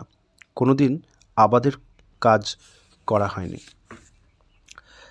চাষের আঁচড় কাটা হয়েছিল কোন কোন ক্ষেতে তার খবরটা দেওয়া যাক। অন্ধকার থাকতেই বিছানা থেকে উঠি, কুস্তির কাজ সারি। শীতের দিনে শিরশির করে গায়ে কাঁটা দিয়ে উঠতে থাকে। শহরে এক ডাক সাইডে পালোয়ান ছিল, কানা পালোয়ান। সে আমাদের কুস্তি লড়াতো।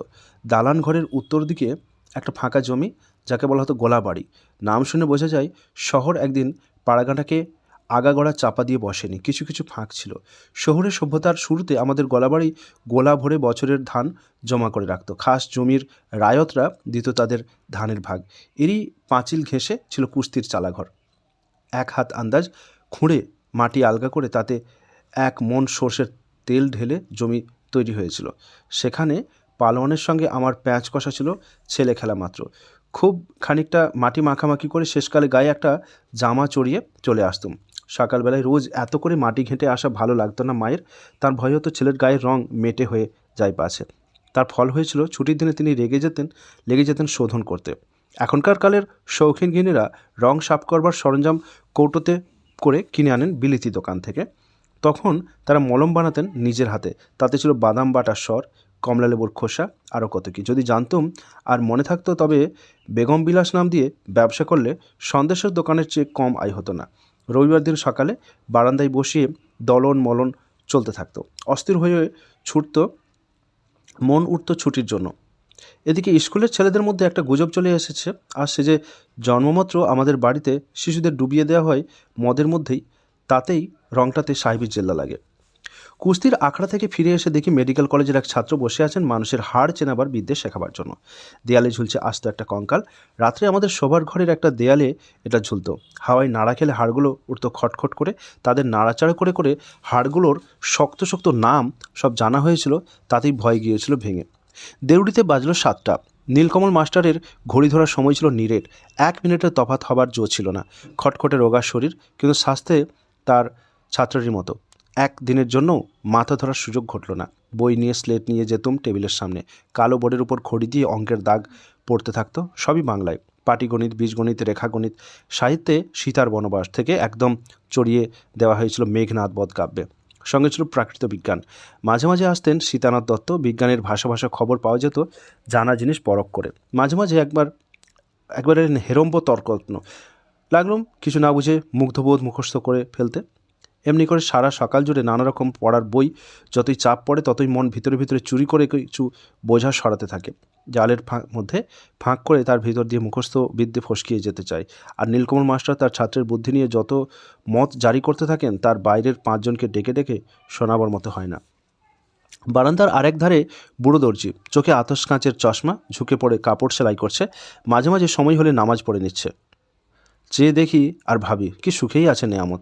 অঙ্ক কষতে মাথা যখন ঘুলিয়ে যায়, চোখের উপর স্লেট আড়াল করে নিচের দিকে তাকিয়ে দেখি দেউড়ির সামনে চন্দ্রভান লম্বা দাড়ি কাঠের কাঁকই দিয়ে আঁচড়ে তুলছে 2 কানের উপরের 2 ভাগে। পাশে বসে আছে কাঁকন পড়া ছিপছিপে ছোকরা দারোয়ান, কুটছে তামাক।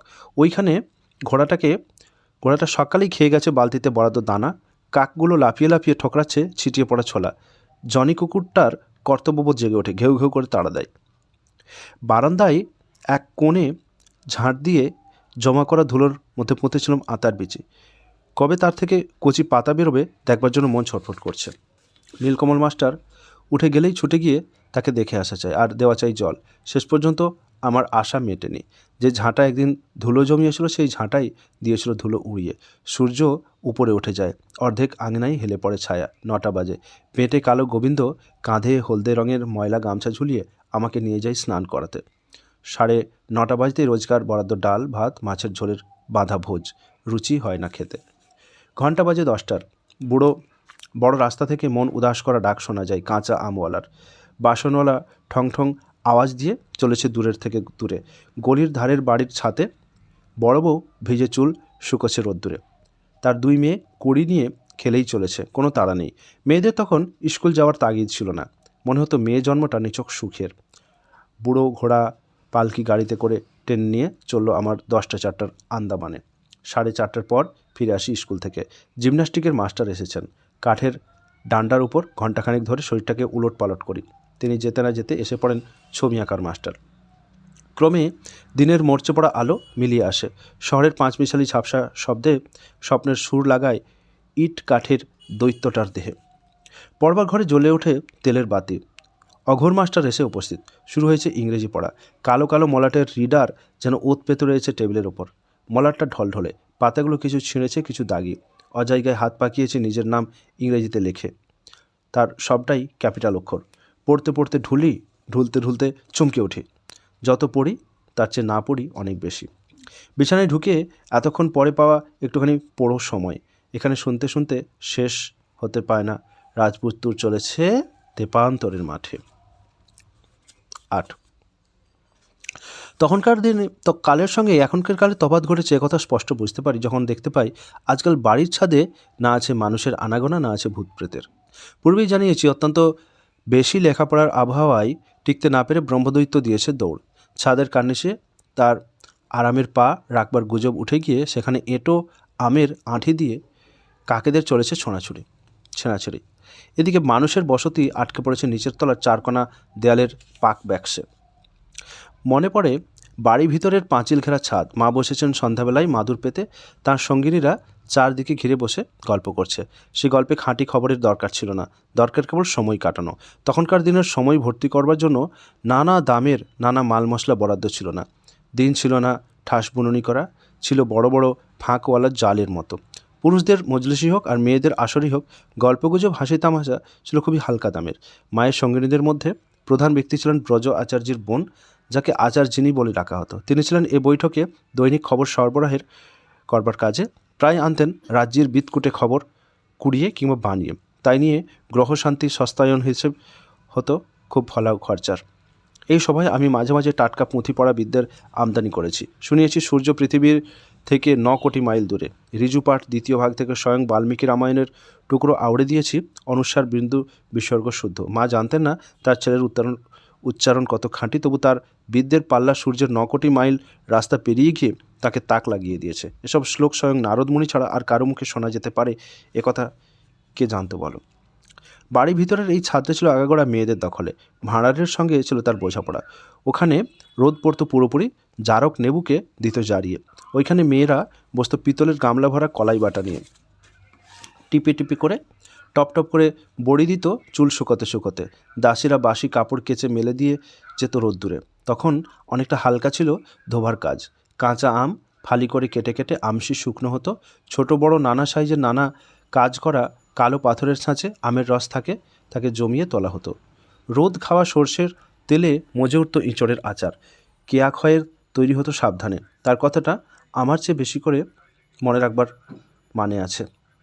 আমার বেশি করে মনে রাখার।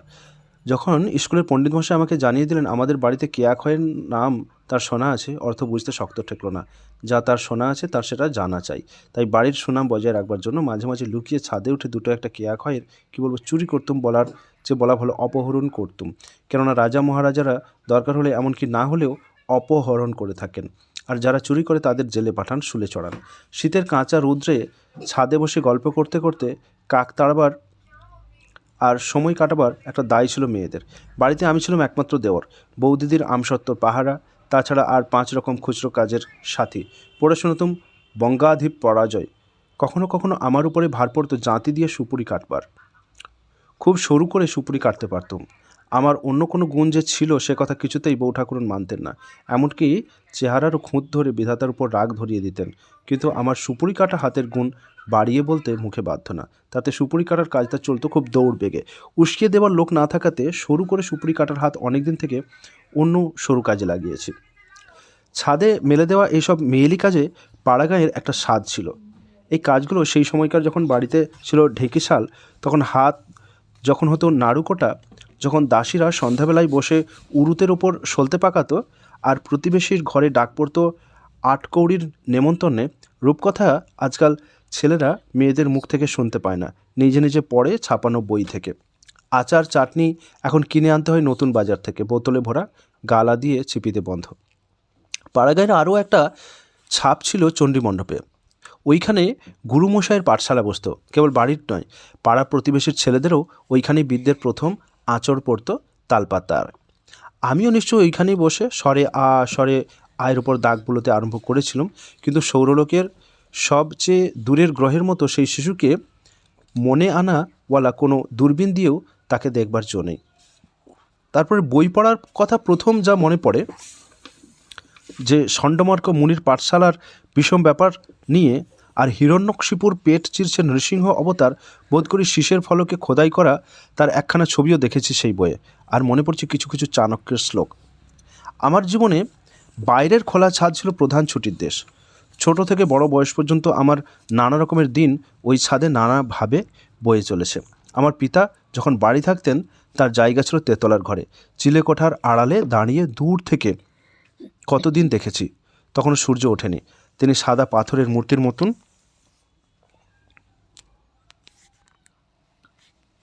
ছাদে চুপ করে বসে আছেন, কোলে দুটি হাত জড়া করা। মাঝে মাঝে তিনি অনেক দিনের জন্য চলে যেতেন পাহাড় পর্বতে। তখন ওই ছাদে যাওয়া ছিল আমার 7 সমুদ্র পাড়ে যাওয়ার আনন্দ। চিরদিন নিচের তলায় বারান্দায় বসে বসে রেলিংয়ের ফাঁক দিয়ে দেখে এসেছি রাস্তার লোক চলাচল, কিন্তু এই ছাদের উপরে যাওয়া লোকবসতির পিলপে গাড়ি পেরিয়ে যাওয়া, ওখানে গেলে কলকাতার মাথার উপর দিয়ে পা ফেলে ফেলে মন চলে যায়, যেখানে আকাশের শেষ নীল মিশে গেছে পৃথিবীর সবুজে। নানা বাড়ির নানা গড়নের উঁচু নিচু ছাদ চোখে থাকে, মধ্যে মধ্যে দেখা যায় গাছের ঝাঁকড়া মাথা। আমি লুকিয়ে ছাদে উঠতাম প্রায় দুপুরবেলায়। বরাবর এই দুপুরবেলাটা নিয়েছে আমার মন ভুলিয়ে। ও যেন দিনের বেলাকার রাত্রির বালক সন্ন্যাসীর বিভাগী হয়ে যাবার সময়। খড়খড়ির ভিতর দিয়ে হাত গলিয়ে ঘরের ছিটকিনি দিতুম খুলে। দরজার ঠিক সামনেই ছিল একটা সোফা, সেইখানেই অত্যন্ত একলা হয়ে বসে থাকতুম। আমাকে পাকড়া করবার চৌকিদার যারা পেট ভরে খেয়ে তাদের ঝিমুনি এসেছে, গা মরা দিতে দিতে শুয়ে পড়েছে মাদুর জুড়ে। রাঙা হয়ে আসতো রোদ্দুর, চিল ডেকে যেত আকাশে, সামনের গলি দিয়ে হেঁকে যেত চুড়িওয়ালা। সেদিনকার দুপুরবেলাকার সেই চুপচাপ বেলা আজ আর নেই, আর নেই সেই চুপচাপ বেলার ফেরিওয়ালা। হঠাৎ তাদের হাঁক পৌঁছতো, যেখানে বালিশের উপর খোলা চুল এলিয়ে দিয়ে শুয়ে থাকতো বাড়ির বউ। দাসী ডেকে নিয়ে আসতো ভিতরে।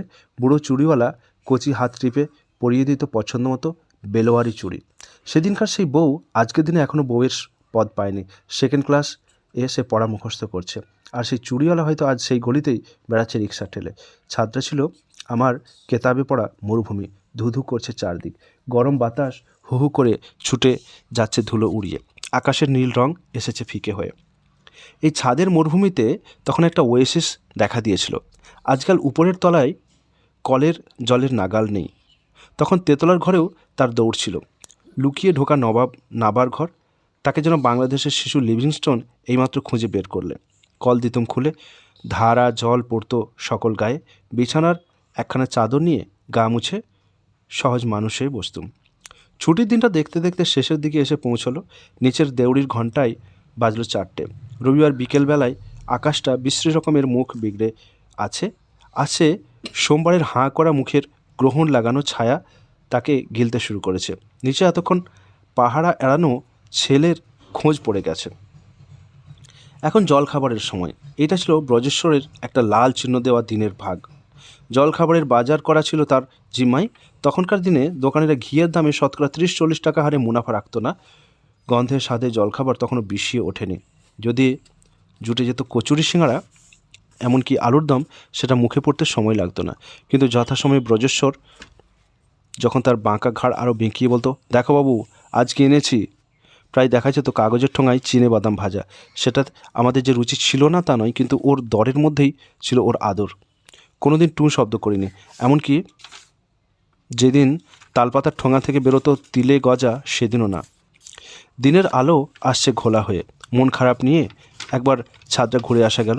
নিচের দিকে দেখলাম তাকিয়ে, পুকুর থেকে পাতি হাঁসগুলো উঠে গিয়েছে। লোকজনের আনাগোনা আরম্ভ হয়েছে ঘাটে। বটগাছের ছায়া পড়েছে অর্ধেক পুকুর পাড়ে। রাস্তা থেকে জুড়ি গাড়ির সহিসের হাঁক শোনা যাচ্ছে। নয়, দিনগুলো এমনি চলে যায় একটানা। দিনের মাঝখানটা স্কুল নাই খবলিয়ে, সকালে বিকেলে ছিটকিয়ে পড়ে তারই বাড়তির ভাগ। ঘরে ঢুকতেই ক্লাসের বেঞ্চি টেবিলগুলো মনের মধ্যে যেন শুকনো কনুইয়ের গুঁতো মারে। রোজই তাদের একই আড়ষ্ট চেহারা। সন্ধ্যাবেলায় ফিরে যেতাম বাড়িতে। স্কুল ঘরে তেলের বাতিটা তুলে ধরেছে পরদিনের পড়া তৈরি পথের সিগন্যাল। একদিন বাড়ির আঙিনায় আসে ভালুক নাচওয়ালা, আসে সাপুড়ে সাপ খেলাতে। একদিন আসে ভোজ বাজিওয়ালা, একটু দেয় নতুন আমেজ। আমাদের চিতপুর রোডে আজ আর তাদের ডুগডুগি বাজে না। সিনেমাকে দূর থেকে সেলাম করে তারা দেশ ছেড়ে পালিয়েছে। শুকনো পাতার সঙ্গে এক জাতের ফড়িং যেমন বেমালুম রং মিলিয়ে থাকে, আমার প্রাণটা তেমনি শুকনো দিনের সঙ্গে ফ্যাকাশে হয়ে মিলিয়ে থাকতো। তখন খেলা ছিল সামান্য কয়েক রকমের। ছিল মার্বেল, ছিল যাকে বলে ব্যাট বল, ক্রিকেটের অত্যন্ত দূর কুটুম, আর ছিল লাটিম ঘোরানো, ঘুড়ি ওড়ানো। শহরে ছেলেদের খেলা সবই ছিল এমন কমজোরি। মাঠ জোড়া ফুটবল খেলা লম্ফঝম্প তখনও ছিল সমুদ্র পাড়ে। এমনি করেই একই মাপের দিনগুলো শুকনো খুঁটির বেড়া পুঁতে চলেছিল আমাকে পাকে পাকে ঘিরে। এমন সময় একদিন বাজলো সানাই বারোয়া সুরে। বাড়িতে এলো নতুন বউ, কচি সামলা হাতে সরু সোনার চুড়ি। পলক ফেলতেই ফাঁক হয়ে গেল বেড়া। দেখা দিল চেনাশোনার বাইর সীমানা থেকে মায়াবী দেশের নতুন মানুষ। দূরে দূরে ঘুরে বেড়াই, সাহস হয় না কাছে আসতে। ও এসে বসেছে আদরের আসনে, আমি যে হেলাফেলার ছেলে মানুষ। দুই মহলে বাড়ি তখন ভাগ করা। পুরুষরা থাকে বাইরে, মেয়েরা ভিতর কোঠায়। নবাবী কায়দা তখনও চলে আসতে। মনে পড়ছে দিদি বেড়াচ্ছিলেন ছাদের উপর নতুন বউকে পাশে নিয়ে। মনের কথা বলা বলি চলছিল। আমি কাছে যাওয়ার চেষ্টা করতেই এক ধমক। এ পাড়া যে ছেলেদের দাগকাটা গণ্ডির বাইরের। আবার শুকনো মুখ করে ফিরতে হবে সেই ছ্যাতলা পড়া পুরনো দিনের আড়ালে। হঠাৎ দূর পাহাড় থেকে বর্ষার জল নেমে সাবেক কাঁধের বাঁধের তলা খইয়ে দেয়। এবার তাই ঘটল। বাড়িতে নতুন আইন চালালেন কর্ত্রী। বউ ঠাকুরনের জায়গা হলো বাড়ি ভিতরের ছাদের লাগাও ঘরে। সেই ছাদে তাঁরাই হলো পুরো দখল। পুতুলের বিয়েতে ভোজের পাতা পড়তো সেইখানে। নেমন্তন্ন দিনে প্রধান ব্যক্তি হয়ে উঠতো সেই ছেলে মানুষ। বউ ঠাকুরন রাঁধতে পারতেন ভালো, খাওয়াতে ভালোবাসতেন। সেই খাওয়াবার শখ মেটাতে আমাকে হাজির পেতেন। স্কুল থেকে ফিরে এলেই তৈরি থাকতো তার আপন হাতের প্রসাদ। চিংড়ি মাছের চচ্চড়ির সঙ্গে পান্তা ভাত যেদিন মেখে দিতেন অল্প একটু লঙ্কার আভাস দিয়ে, সেদিন আর কথা ছিল না। মাঝে মাঝে যখন আত্মীয় বাড়িতে থাকতেন, ঘরের সামনে তার চটি জুতো জোড়া দেখতে পেতুম না, তখন রাগ করে ঘরের থেকে একটা কোনো দামি জিনিস লুকিয়ে রেখে ঝগড়ার পত্তন করতাম। বলতে হতো, তুমি গেলে তোমার ঘর সামলাবে কে? আমি কি চৌকিদার? তিনি রাগ দেখিয়ে বলতেন, তোমাকে আর ঘর সামলাতে হবে না, নিজের হাত সামলিও। একালের মেয়েদের হাসি পাবে। তারা বলবেন, নিজের ছাড়া সংসারে কি পরের দেওয়ার ছিল না কোনোখানে? কথাটা মানি। এখনকার কালের বয়স সকল দিকেই তখনকার থেকে হঠাৎ অনেক বেড়ে গিয়েছে। তখন বড় ছোট সবাই ছিল ছেলে মানুষ। এইবার আমার নির্জন বেদুইনি ছাদে শুরু হলো আরেক পালা। এলো মানুষের সঙ্গ, মানুষের স্নেহ। সেই পালা জমিয়ে দিলেন আমার জ্যোতি দাদা। 10, ছাদের রাজ্যে নতুন হাওয়া বইল, নামলো নতুন ঋতু। তখন পিতৃদেব জোড়াসাঁকোয় বাস ছেড়েছিলেন। জ্যোতি দাদা এসে বসলেন বাইরের তেতলার ঘরে। আমি একটু জায়গা নিলাম তারই একটি কোণে। অন্দরমহলের পর্দা রইল না।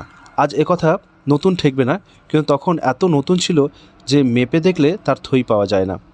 তারও অনেককাল আগে, আমি যখন শিশু, মেজদাদা সিভিলিয়ান হয়ে দেশে ফিরেছেন।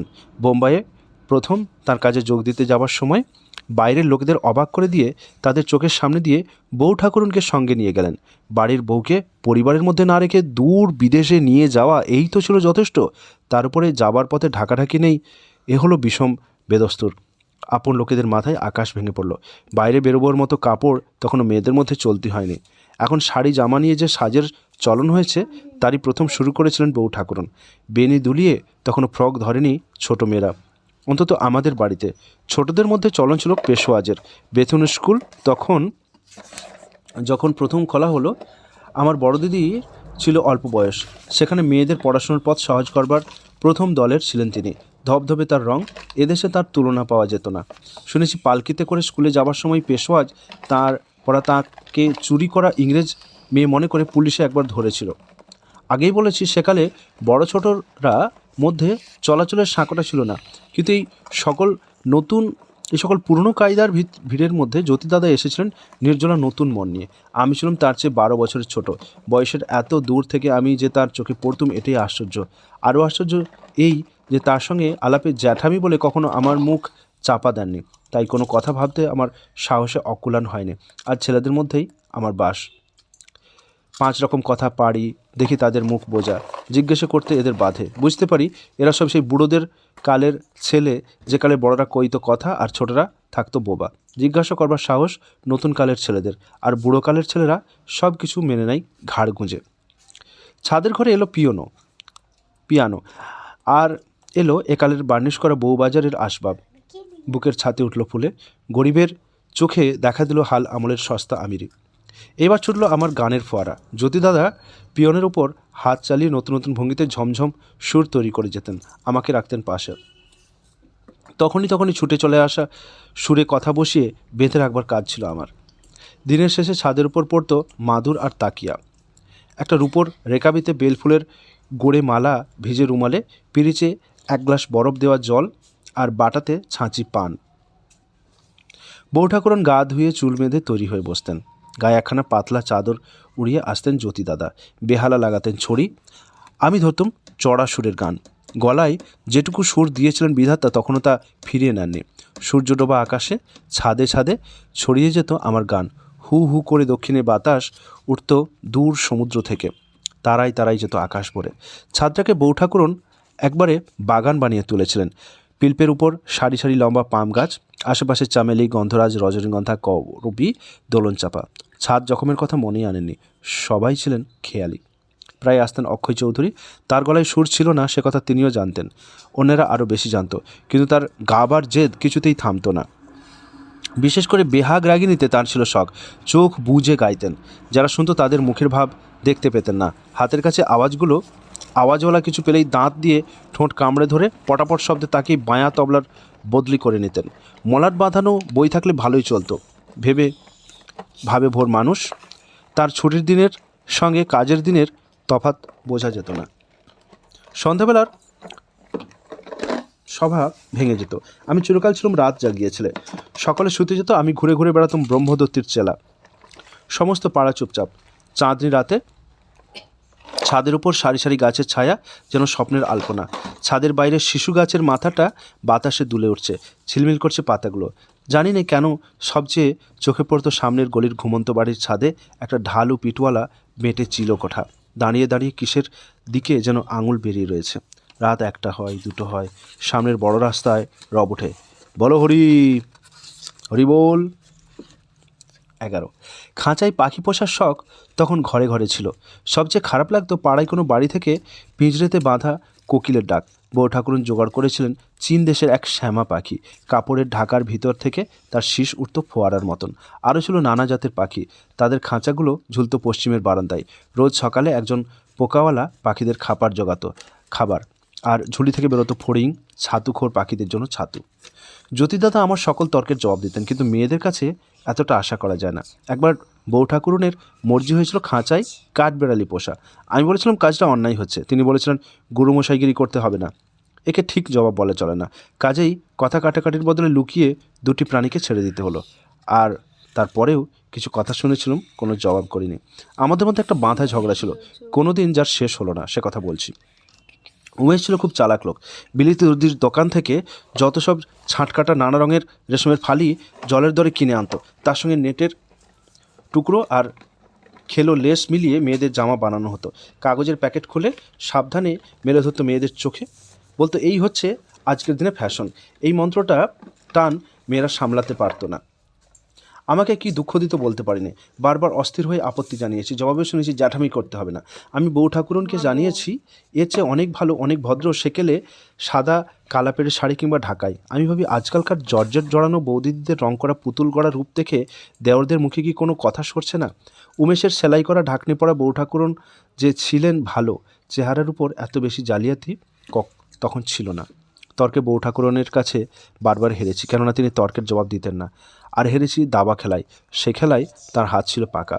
জ্যোতি দাদার কথা যখন উঠে পড়েছে তখন তাকে ভালো করে চিনিয়ে দিতে আরও কিছু বলার দরকার হবে। শুরু করতে হবে আরও একটু আগেকার দিনে। জমিদারির কাজ দেখতে তাকে প্রায় যেতে হতো শিলাইদহে। একবার যখন সেই দরকারে বেরিয়েছিলেন আমাকেও নিয়েছিলেন সঙ্গে। তখনকার পক্ষে ওটা ছিল বেদস্তুর, অর্থাৎ যাকে বলে লোকে বলতো বাড়াবাড়ি হচ্ছে। তিনি নিশ্চয়ই ভেবেছিলেন ঘর থেকে এই বাইরে চলাচল এই একটা চলতি ক্লাসের মতো। তিনি বুঝে নিয়েছিলেন আমার ছিল আকাশে বাতাসে চড়ে বেড়ানো মন, সেখান থেকে আমি খোরাক পাই আপনা হতেই। তার কিছুকাল পরে জীবনটা যখন আরও উপরের ক্লাসে উঠেছিল, আমি মানুষ হচ্ছিলাম এই শিলাইদহে। পুরনো নীলকুঠি তখনও খাড়া ছিল, পর্দা ছিল দূরে, নিচের তলায় কাছারি, উপরের তলায় আমাদের থাকবার জায়গা, সামনে খুব মস্ত একটা ছাদ, ছাদের বাইরে বড় বড় ঝাউ গাছ। এরা একদিন নীলকর সাহেবের ব্যবসার সঙ্গে বেড়ে উঠেছিল। আজ কুঠিয়াল সাহেবের দরবার একেবারে থমথম করছে। কোথায় নীলকুঠির জমের দুধ সেই দেওয়ান, কোথায় লাঠি কাঁধে যেখানে ঘোড়ায় চড়ে সদর থেকে সাহেবরা এসে রাতকে দিন করে দিত, ভোজের সঙ্গে চলতো জুড়ি নৃত্যের ঘূর্ণিপাক, রক্তে ফুটতে থাকতো শ্যাম্পেনের নেশা। হতভাগা রায়তরা দোহাই পাড়া কান্না উপরওয়ালাদের কানে পৌঁছতো না। সদর জেলখানা পর্যন্ত তাদের শাসনের পথ লম্বা হয়ে চলত। সেদিনকার আর যা কিছু সব মিথ্যে হয়ে গেছে, কেবল সত্য হয়ে আছে দুটি সাহেবের দুটি গোর, লম্বা লম্বা ঝাউ গাছগুলি দোলাদলি করে বাতাসে। আর সেদিনকার রায়তদের নাতি নাতনিরা কখনো কখনো দুপুর রাত্রে দেখতে পায় সাহেবের ভূত বেড়াচ্ছে কুটিবাড়ির পোড়া বাগানে। একলা থাকার মন নিয়ে আছি। ছোট একটি কোণের ঘর, তাতে বড় ঢালা ছাদ, তত বড় ফলাও আমার ছুটি, অজানা ভিন দেশের ছুটি। পুরনো দিঘির কালো জলের মতো তার থই পাওয়া যায় না। বউ কথা কেউ ডাকছে তো ডাকছেই, উড়ো ভাবনা ভাবছি তো ভাবছি। এই সঙ্গে সঙ্গে খাতা ভরে উঠতে আরম্ভ করছে পদ্মে। সেগুলো যেন ঝরে পড়বার মুখে মাঘের প্রথম ফলনের আমের বোল, ঝরেও গেছে।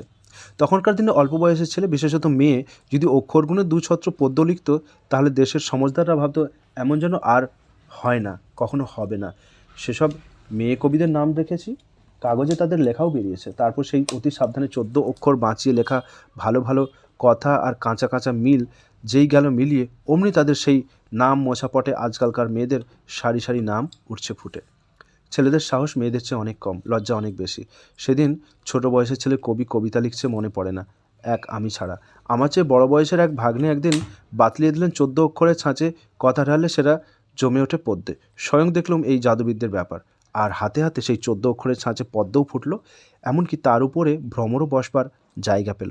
কবিদের সঙ্গে আমার তফাৎ গেল ঘুচে, সেই অবধি এই তফাৎ ঘুচিয়েই চলেছে। মনে আছে ছাত্রবৃত্তির নাচের ক্লাসে যখন পড়ি, সুপারিনটেন্ডেন্ট গোবিন্দবাবু গুজব শুনলেন যে আমি কবিতা লিখি। আমাকে ফরমাস করলেন লিখতে। ভাবলেন নর্মাল স্কুলের নাম উঠবে জলজলিয়ে। লিখতে হলো, শোনাতে হলো ক্লাসের ছেলেদের, শুনতে হলো যে এ লেখাটা নিশ্চয়ই চুরি। নিন্দুকরা জানতে পারেনি। তারপরে যখন শেয়ানা হয়েছি তখন ভাব চুরিতে হাত পাকিয়েছি। কিন্তু এ চড়াই মালগুলো দামি জিনিস। মনে পড়ে পয়ারে ত্রিপদীতে মিলিয়ে একবার একটা কবিতা বানিয়েছিলাম। তাতে এই দুঃখ জানিয়েছিলাম যে সাঁতার দিয়ে পদ্ম তুলতে গিয়ে নিজের হাতের ঢেউয়ে পদ্মটা সরে যায়, তাকে ধরা যায় না। অক্ষয়বাবু তার আত্মীয়দের বাড়িতে নিয়ে গিয়ে এই কবিতা শুনিয়ে বেড়ালেন। আত্মীয়রা বলেন ছেলেটির লেখবার হাত আছে। বউ ঠাকুরনের ব্যবহার ছিল উল্টো। কোনো কালে আমি যে লিখিয়ে হব এ তিনি কিছুতেই মানতেন না। কেবলই খোঁটা দিয়ে বলতেন কোনো কালে বিহারী চক্রবর্তীর মতো লিখতে পারবে না। আমি মনমরা হয়ে ভাবতাম তার চেয়ে অনেক নিচের ধাপের মার্কা যদি মিলত, তাহলে মেয়েদের সাজ দিয়ে তার খুঁদে দেওয়ার কবির অপছন্দ অমন করে উড়িয়ে দিতে তার বাধ্য। জ্যোতিদাদা ঘোড়ায় চড়তে ভালোবাসতেন। বউ ঠাকুরনকেও ঘোড়ায় চড়িয়ে চিতপুরের রাস্তা দিয়ে ইডেন গার্ডেনে বেড়াতে যেতেন। এমন ঘটনাও সেদিন ঘটেছিল। শিলাইদহে আমাকে দিলেন এক টাট্টু ঘোড়া। সে জন্তুটা কম দৌড়বাজ ছিল না। আমাকে পাঠিয়ে দিলেন রথতলার মাঠে ঘোড়া দৌড় করিয়ে আনতে। সেই এবড়ো খেবড়ো মাঠে পড়ি পড়ি করে ঘোড়া ছুটিয়ে আনতো। আমি পড়ব না, তার মনে এই জোর ছিল বলেই আমি পড়িনি। কিছুকাল পরে কলকাতার রাস্তাতেও আমাকে ঘোড়ায় চড়িয়েছিলেন। সে টাট্টু নয়, বেশ মেজাজি ঘোড়া। একদিন সে আমাকে পিঠে নিয়ে দেউড়ির ভিতর দিয়ে সোজা ছুটে গিয়েছিল উঠোনে, সেখানে সে দানা খেত। পরদিন থেকে তার সঙ্গে আমার ছাড়াছাড়ি হয়ে গেল। বন্দুক ছোঁড়ে জ্যোতিদাদা কষ্ট করেছিলেন, সে কথা পূর্বেই জানিয়েছি। বাঘ শিকারের ইচ্ছে ছিল তার মনে। বিশ্বনাথ শিকারী একদিন খবর দিল শিলাইদহের জঙ্গলে বাঘ এসেছে। তখনই বন্দুক বাগিয়ে তিনি তৈরি হলেন। আশ্চর্যের কথা এই, আমাকেও নিলেন সঙ্গে। একটা মুশকিল কিছু ঘটতে পারে এই যেন তার ভাবনার মধ্যেই ছিল না। ওস্তাদ শিকারী ছিল বটে বিশ্বনাথ, সে জানতো মাচানের উপর থেকে শিকার করাটা মরদের কাজ নয়। বাঘকে সামনে ডাক দিয়ে লাগাতো গুলি। একবারও ফসকায়নি তার তাক। ঘন জঙ্গল, সেরকম জঙ্গলের ছায়াতে আলোতে বাঘ চোখেই পড়তে চায় না। একটা মোটা বাঁশ গাছের গায়ে কঞ্চি কেটে কেটে মইয়ের মতো বানানো হয়েছে। জ্যোতিদাদা উঠলেন বন্দুক হাতে। আমার পায়ে জুতোও নেই। বাঘটা তাড়া করলে তাকে যে জুতো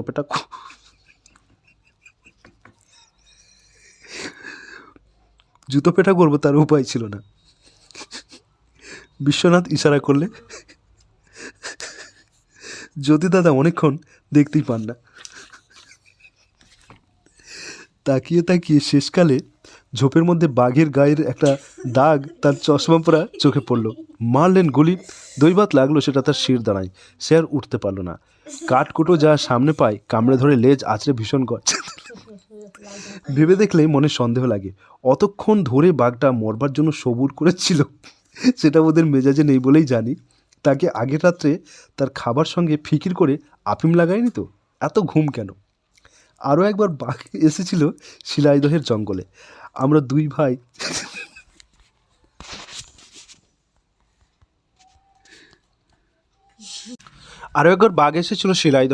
আমরা দুই ভাই যাত্রা করলাম তার খোঁজে হাতির পিঠে চড়ে।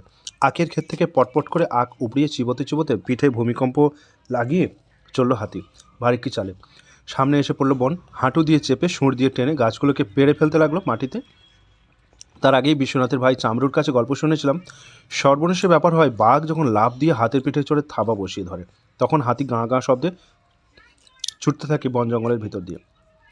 পিঠে যারা থাকে গুণির ধাক্কায় তাদের হাত পা মাথার হিসেব পাওয়া যায় না। সেদিন হাতির উপর চড়ে বসে শেষ পর্যন্ত মনের মধ্যে ছিল ওই হাড়গোড় ভাঙার ছবিটা। ভয় করাটা চেপে রাখলাম লজ্জায়। বেপরোয়া ভাব দেখিয়ে চাইতে লাগলাম এদিকে ওদিকে, যেন বাঘটাকে একবার দেখলে পেলে হয়। ঢুকে পড়লো হাতি ঘন জঙ্গলের মধ্যে। এক জায়গায় এসে থমকে দাঁড়ালো। মাহুত তাকে চেতিয়ে তোলবার চেষ্টাও করলো না। দুই শিকারী প্রাণীর মধ্যে বাঘের পরেই তার বিশ্বাস ছিল বেশি। জ্যোতিদাদা বাঘটাকে ঘায়েল করে মরিয়া করে তুলবেন, নিশ্চয়ই এটা ছিল তার সবচেয়ে ভাবনার কথা। হঠাৎ বাঘটা ঝোপের ভিতর থেকে দিয়ে এক লাফ, যেন মেঘের ভিতর থেকে বেরিয়ে পড়লো একটা বজ্র আর ঝড়ের ঝাপটা। আমাদের বিড়াল কুকুর শিয়াল নজর এ যে ঘাড়ে গর্দানে একটা একরাশ মুরদ, অথচ তার ভার নেই যেন। খোলা মাঠের ভিতর দিয়ে দুপুরবেলা রৌদ্রে চলল সে দৌড়। কি সুন্দর সহজ চলনের বেগ। মাঠে ফসল ছিল না, ছুটন্ত বাঘেতে ভরপুর করে দেখবার জায়গা এই বটে। সে রৌদ্র ঢালা হলদে রঙের প্রকাণ্ড মাঠ। আরও একটা কথা বাকি আছে, শুনতে মজা লাগতে পারে। শিলাইদহে মালি ফুল তুলে এনে ফুলদানিতে সাজিয়ে দিত। আমার মাথায় খেয়াল গেল ফুলের রঙিন রস দিয়ে কবিতা লিখতে। টিপে টিপে যে শর্টটুকু পাওয়া যায় সেরকম সে কলমের মুখে উঠতে চায় না। ভাবতে লাগলাম একটা কল তৈরি করা চাই, ছেঁদাওয়ালা একটা কাঠের বাটি, তার উপর ঘুরিয়ে ঘুরিয়ে চালাবার মতো একটা হামানদিস্তা নোড়া হলেই চলবে। সেটা ঘোরানো যাবে দড়িতে বাঁধা একটা চাকায়। জ্যোতিদাদাকে দরবার জানালাম। হয়তো মনে মনে তিনি হাসলেন, বাইরে সেটা ধরা পড়ল না। হুকুম করলেন, ছুতোর এলো কাঠকোটা নিয়ে কল তৈরি হলো। ফুলে ভরা কাঠের বাটিতে দড়িতে বাঁধা নোড়া যতই ঘোরাতে থাকি ফুল পিষে কাদা হয়ে যায়, রস বেরোয় না। জ্যোতিদাদা দেখলেন ফুলের রস আর কলের চাপে ছন্দ মিলল না, তবু আমার মুখের উপর হেসে উঠলেন না। জীবন এই একবার ইঞ্জিনিয়ারিং করতে নেবেছিলাম। যে যা নয় নিজেকে তাই যখন কেউ ভাবে, তার মাথা হেঁট করে দেবার এক দেবতা তৈরি থাকেন শাস্ত্রে, এমন কথা আছে। সেই দেবতা সেদিন আমার ইঞ্জিনিয়ারের দিকে কটাক্ষ করেছিলেন। এরপর থেকে যন্ত্রে হাত লাগানো আমার বন্ধ, এমনকি সেতারে এসরাজেও তার চড়াইনি।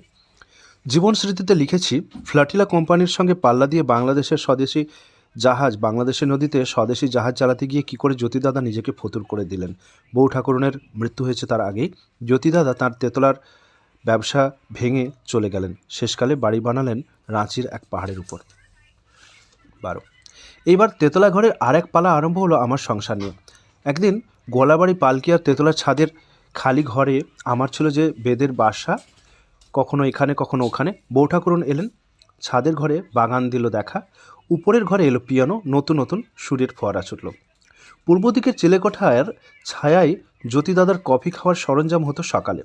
সেই সময় পড়ে শোনাতেন তার কোনো একটা নতুন নাটকের প্রথম খসড়া। তার মধ্যে কখনো কখনো কিছু জুড়ে দেওয়ার জন্য আমাকেও ডাক পড়তো, আমার অত্যন্ত কাঁচা হাতের লাইনের জন্য। ক্রমে রোদ এগিয়ে আসতো, কাকগুলো ডাকাডাকি করতো উপরের ছাদে বসে রুটির টুকরোর পরে লক্ষ্য করে। দরজাটা 10টা বাজলে ছায়া যেত ক্ষয়ে, ছাদটা উঠত তেতে। দুপুরবেলা জ্যোতিদাদা যেতেন নিচের তলার কাছারিতে, বউ ঠাকুরন ফলের খোসা ছাড়িয়ে কেটে কেটে যত্ন করে রূপোর রেকাবিতে সাজিয়ে দিতেন। নিজের হাতের মিষ্টান্ন কিছু কিছু থাকতো তার সঙ্গে। তার উপর ছড়ানো হতো গোলাপের পাপড়ি। গ্লাসে থাকতো ডাবের জল কিংবা ফলের রস কিংবা কচি তালশাঁস বরফে ঠান্ডা করা। সমস্তটার উপর একটা ফুল কাটা রেশমের রুমাল ঢেকে মোরাদাবাদী খুঞ্জেতে করে জলখাবার বেলা 1টা-2টোর সময় রওনা করে দিতেন কাছারিতে। তখন বঙ্গদর্শনে ধুম লেগেছে। সূর্যমুখী আর কুন্দনন্দিনী আপন লোকের মতো আনাগোনা করছে ঘরে ঘরে। কি হলো, কি হবে, দেশশুদ্ধ সবার এই ভাবনা। বঙ্গদর্শন এলে পাড়ায় দুপুরবেলা কারো ঘুম থাকতো না। আমার সুবিধে ছিল, কাড়াকাড়ি করবার দরকার হতো না, কেননা আমার একটা গুণ ছিল, আমি ভালো পড়ে শোনাতে পারতাম। আপন মনে পড়ার চেয়ে আমার পড়া শুনতে বউ ঠাকুরন ভালোবাসতেন। তখন বিজলি পাখা ছিল না, পড়তে পড়তে বউ ঠাকুরনের হাত পাখার হাওয়ায় একটা ভাগ আমি আদায় করে নিতুম। 13 মাঝে মাঝে জ্যোতিদাদা যেতেন হাওয়া বদল করতে গঙ্গার ধারের বাগানে। বিলিতি সওদাগিরির ছোঁয়া লেগে গঙ্গার ধার তখনও জাত খোয়ায়নি, মুচড়ে যায়নি দুই ধারে পাখির বাসা। আকাশের আলোয় লোহার কলের সুরগুলো মুছে দেয়নি কালোর নিঃশ্বাস। গঙ্গার ধারের প্রথম যে বাসা আমার মনে পড়ে, ছোট সে দোতলা বাড়ি। নতুন বর্ষা নেমেছে, মেঘের ছায়া ভেসে চলেছে স্রোতের উপর ঢেউ খেলিয়ে। মেঘের ছায়া কালো হয়ে ঘনিয়ে রয়েছে ওপারে বনের মাথায়। অনেকবার এইরকম দিনে নিজে গান তৈরি করেছি, সেদিন তা হলো না। বিদ্যাপতির পদটি জেগে উঠল আমার মনে। এ ভরা ভাদর মহাভাদর, এ শূন্য মন্দির মোর। নিজের সুর দিয়ে ঢালাই করে রাগিনীর ছাপ মেরে তাকে নিজের করে নিলুম। গঙ্গার ধারে সেই সুর দিয়ে মিনে করা এই বাদল দিন আজও রয়ে গেছে আমার বর্ষাগানের সিন্ধু কটাতে। মনে পড়ে থেকে থেকে বাতাসের ঝাপটা লাগছে গাছগুলোর মাথার উপর, ঝুটোপুটি বেঁধে গেছে ডালের পালায়। ডিঙি নৌকোগুলো সাদা পাল তুলে হাওয়ার মুখে ঝুঁকে পড়ে ছুটছে, ঢেউগুলো ঝাঁপ দিয়ে দিয়ে ঝপঝপ শব্দে পড়ছে ঘাটের উপর। বউ ঠাকুরন ফিরে এলেন, গান শোনালুম তাকে, ভালো লাগলো বলেননি, চুপ করে শুনলেন। তখন আমার বয়স হবে 16 কি 17। যাতা নিয়ে তর্ক করে কথা কাটাকাটি তখনও চলে, কিন্তু ঝাঁঝ কমে গিয়েছে। তার কিছুদিন পরে বাসা বদল করা হলো মোরান সাহেবের বাগানে। সেটা রাজবাড়ি বললেই হয়। রঙিন কাঁচের জানলা দেওয়া উঁচু নিচু ঘর, মার্বেল পাথরে বাঁধা মেঝে, ধাপে ধাপে গঙ্গার উপর থেকেই সিঁড়ি উঠেছে লম্বা বারান্দায়। ওইখানে রাত জাগবার ঘোর লাগতো আমার মনে। সেই সবরমতী নদীর ধারের পাইচারির সঙ্গে এখানকার পাইচারির তাল মেলানো চলতো।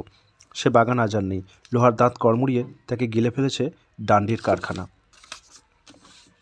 মোরান সাহেবের বাগানের কথাই মনে পড়ে একদিন রান্নার আয়োজন বকুল গাছতলায়। সে রান্নায় মশলা বেশি ছিল না, ছিল হাতের গুণ।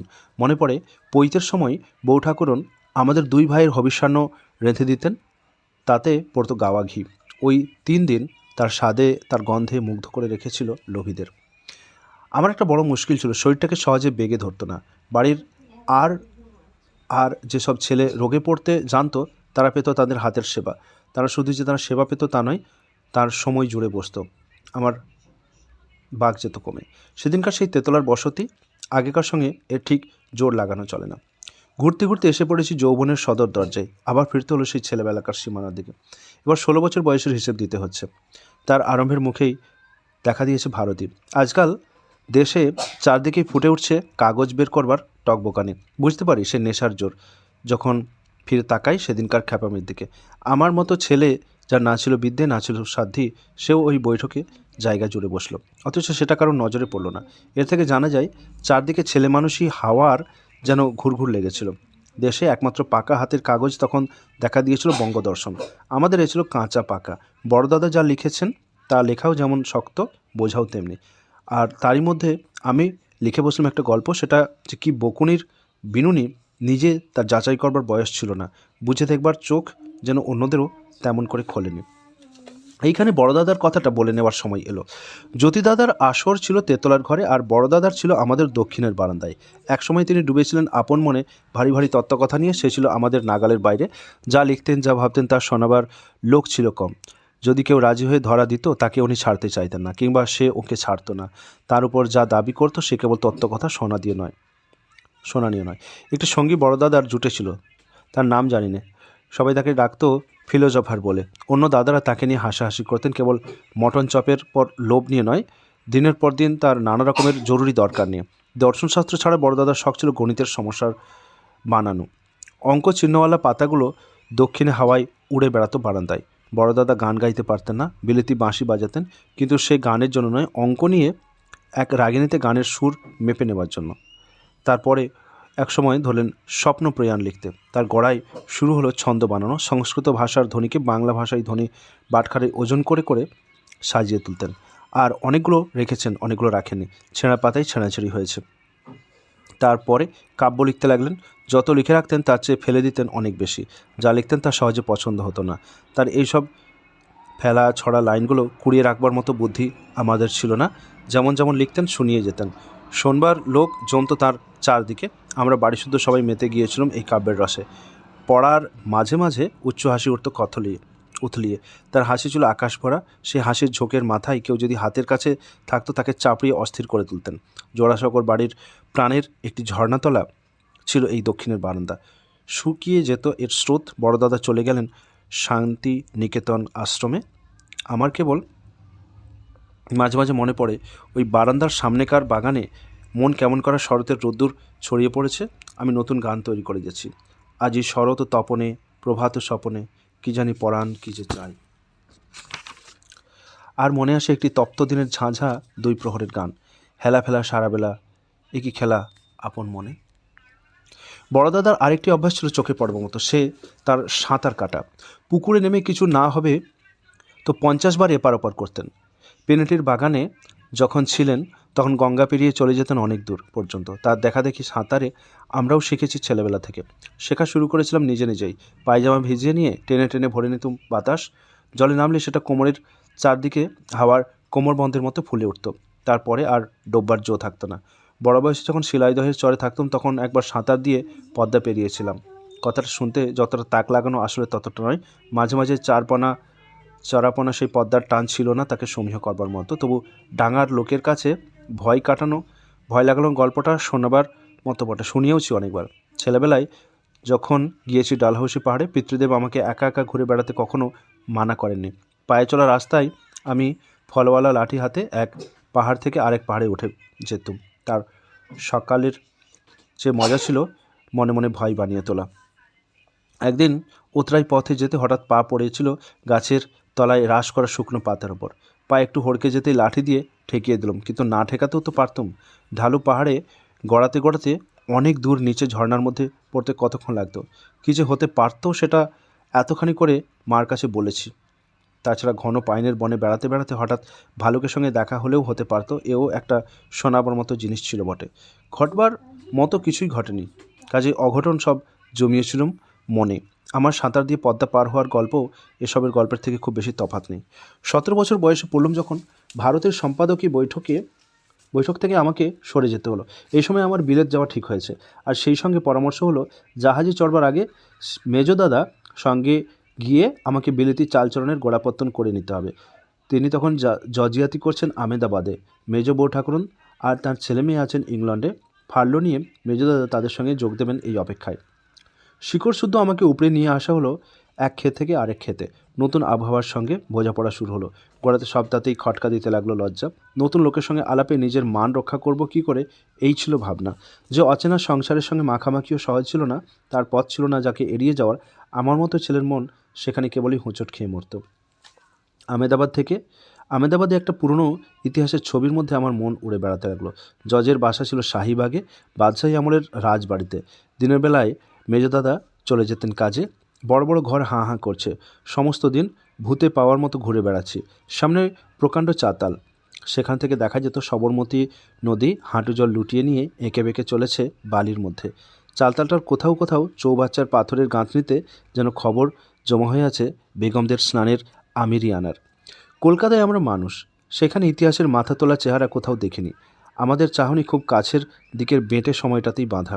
আমেদাবাদে এসে এই প্রথম দেখলাম চলতি ইতিহাস থেমে গিয়েছে। দেখা যাচ্ছে তার পিছন ফেরা বড় ঘরও আনা। তার সাবেক দিনগুলো যেন যক্ষের ধনের মতো মাটির নিচে পোঁতা। আমার মনের মধ্যে প্রথম আভাস দিয়েছিল ক্ষুদিত পাষাণের গল্পের। সে আজ কত শত বৎসর এর কথা। নহবতখানায় বাজছে রোশন চৌকি, দিনরাত্রে অষ্টপ্রহর রাগিণীতে রাস্তায় তালে তালে ঘোড়ার খুরের শব্দ উঠছে। ঘোড়সওয়ার তুর্কি ফৌজের চলছে কুচকাওয়াজ, তাদের বর্ষার ফলায় রোদ উঠছে ঝকঝকিয়ে। বাদশাহী দরবারে চারদিকে চলছে সর্বনাশে কানাকানি ফুসফাস। অন্দরমহলে খোলা তলোয়ার হাতে হাবশি খজারা পাহারা দিচ্ছে। বেগমদের হাম্মামে ছুটছে গোলাপ জলের ফোয়ারা, উঠছে বাজু বন্ধে কাঁকনের ঝনঝনি।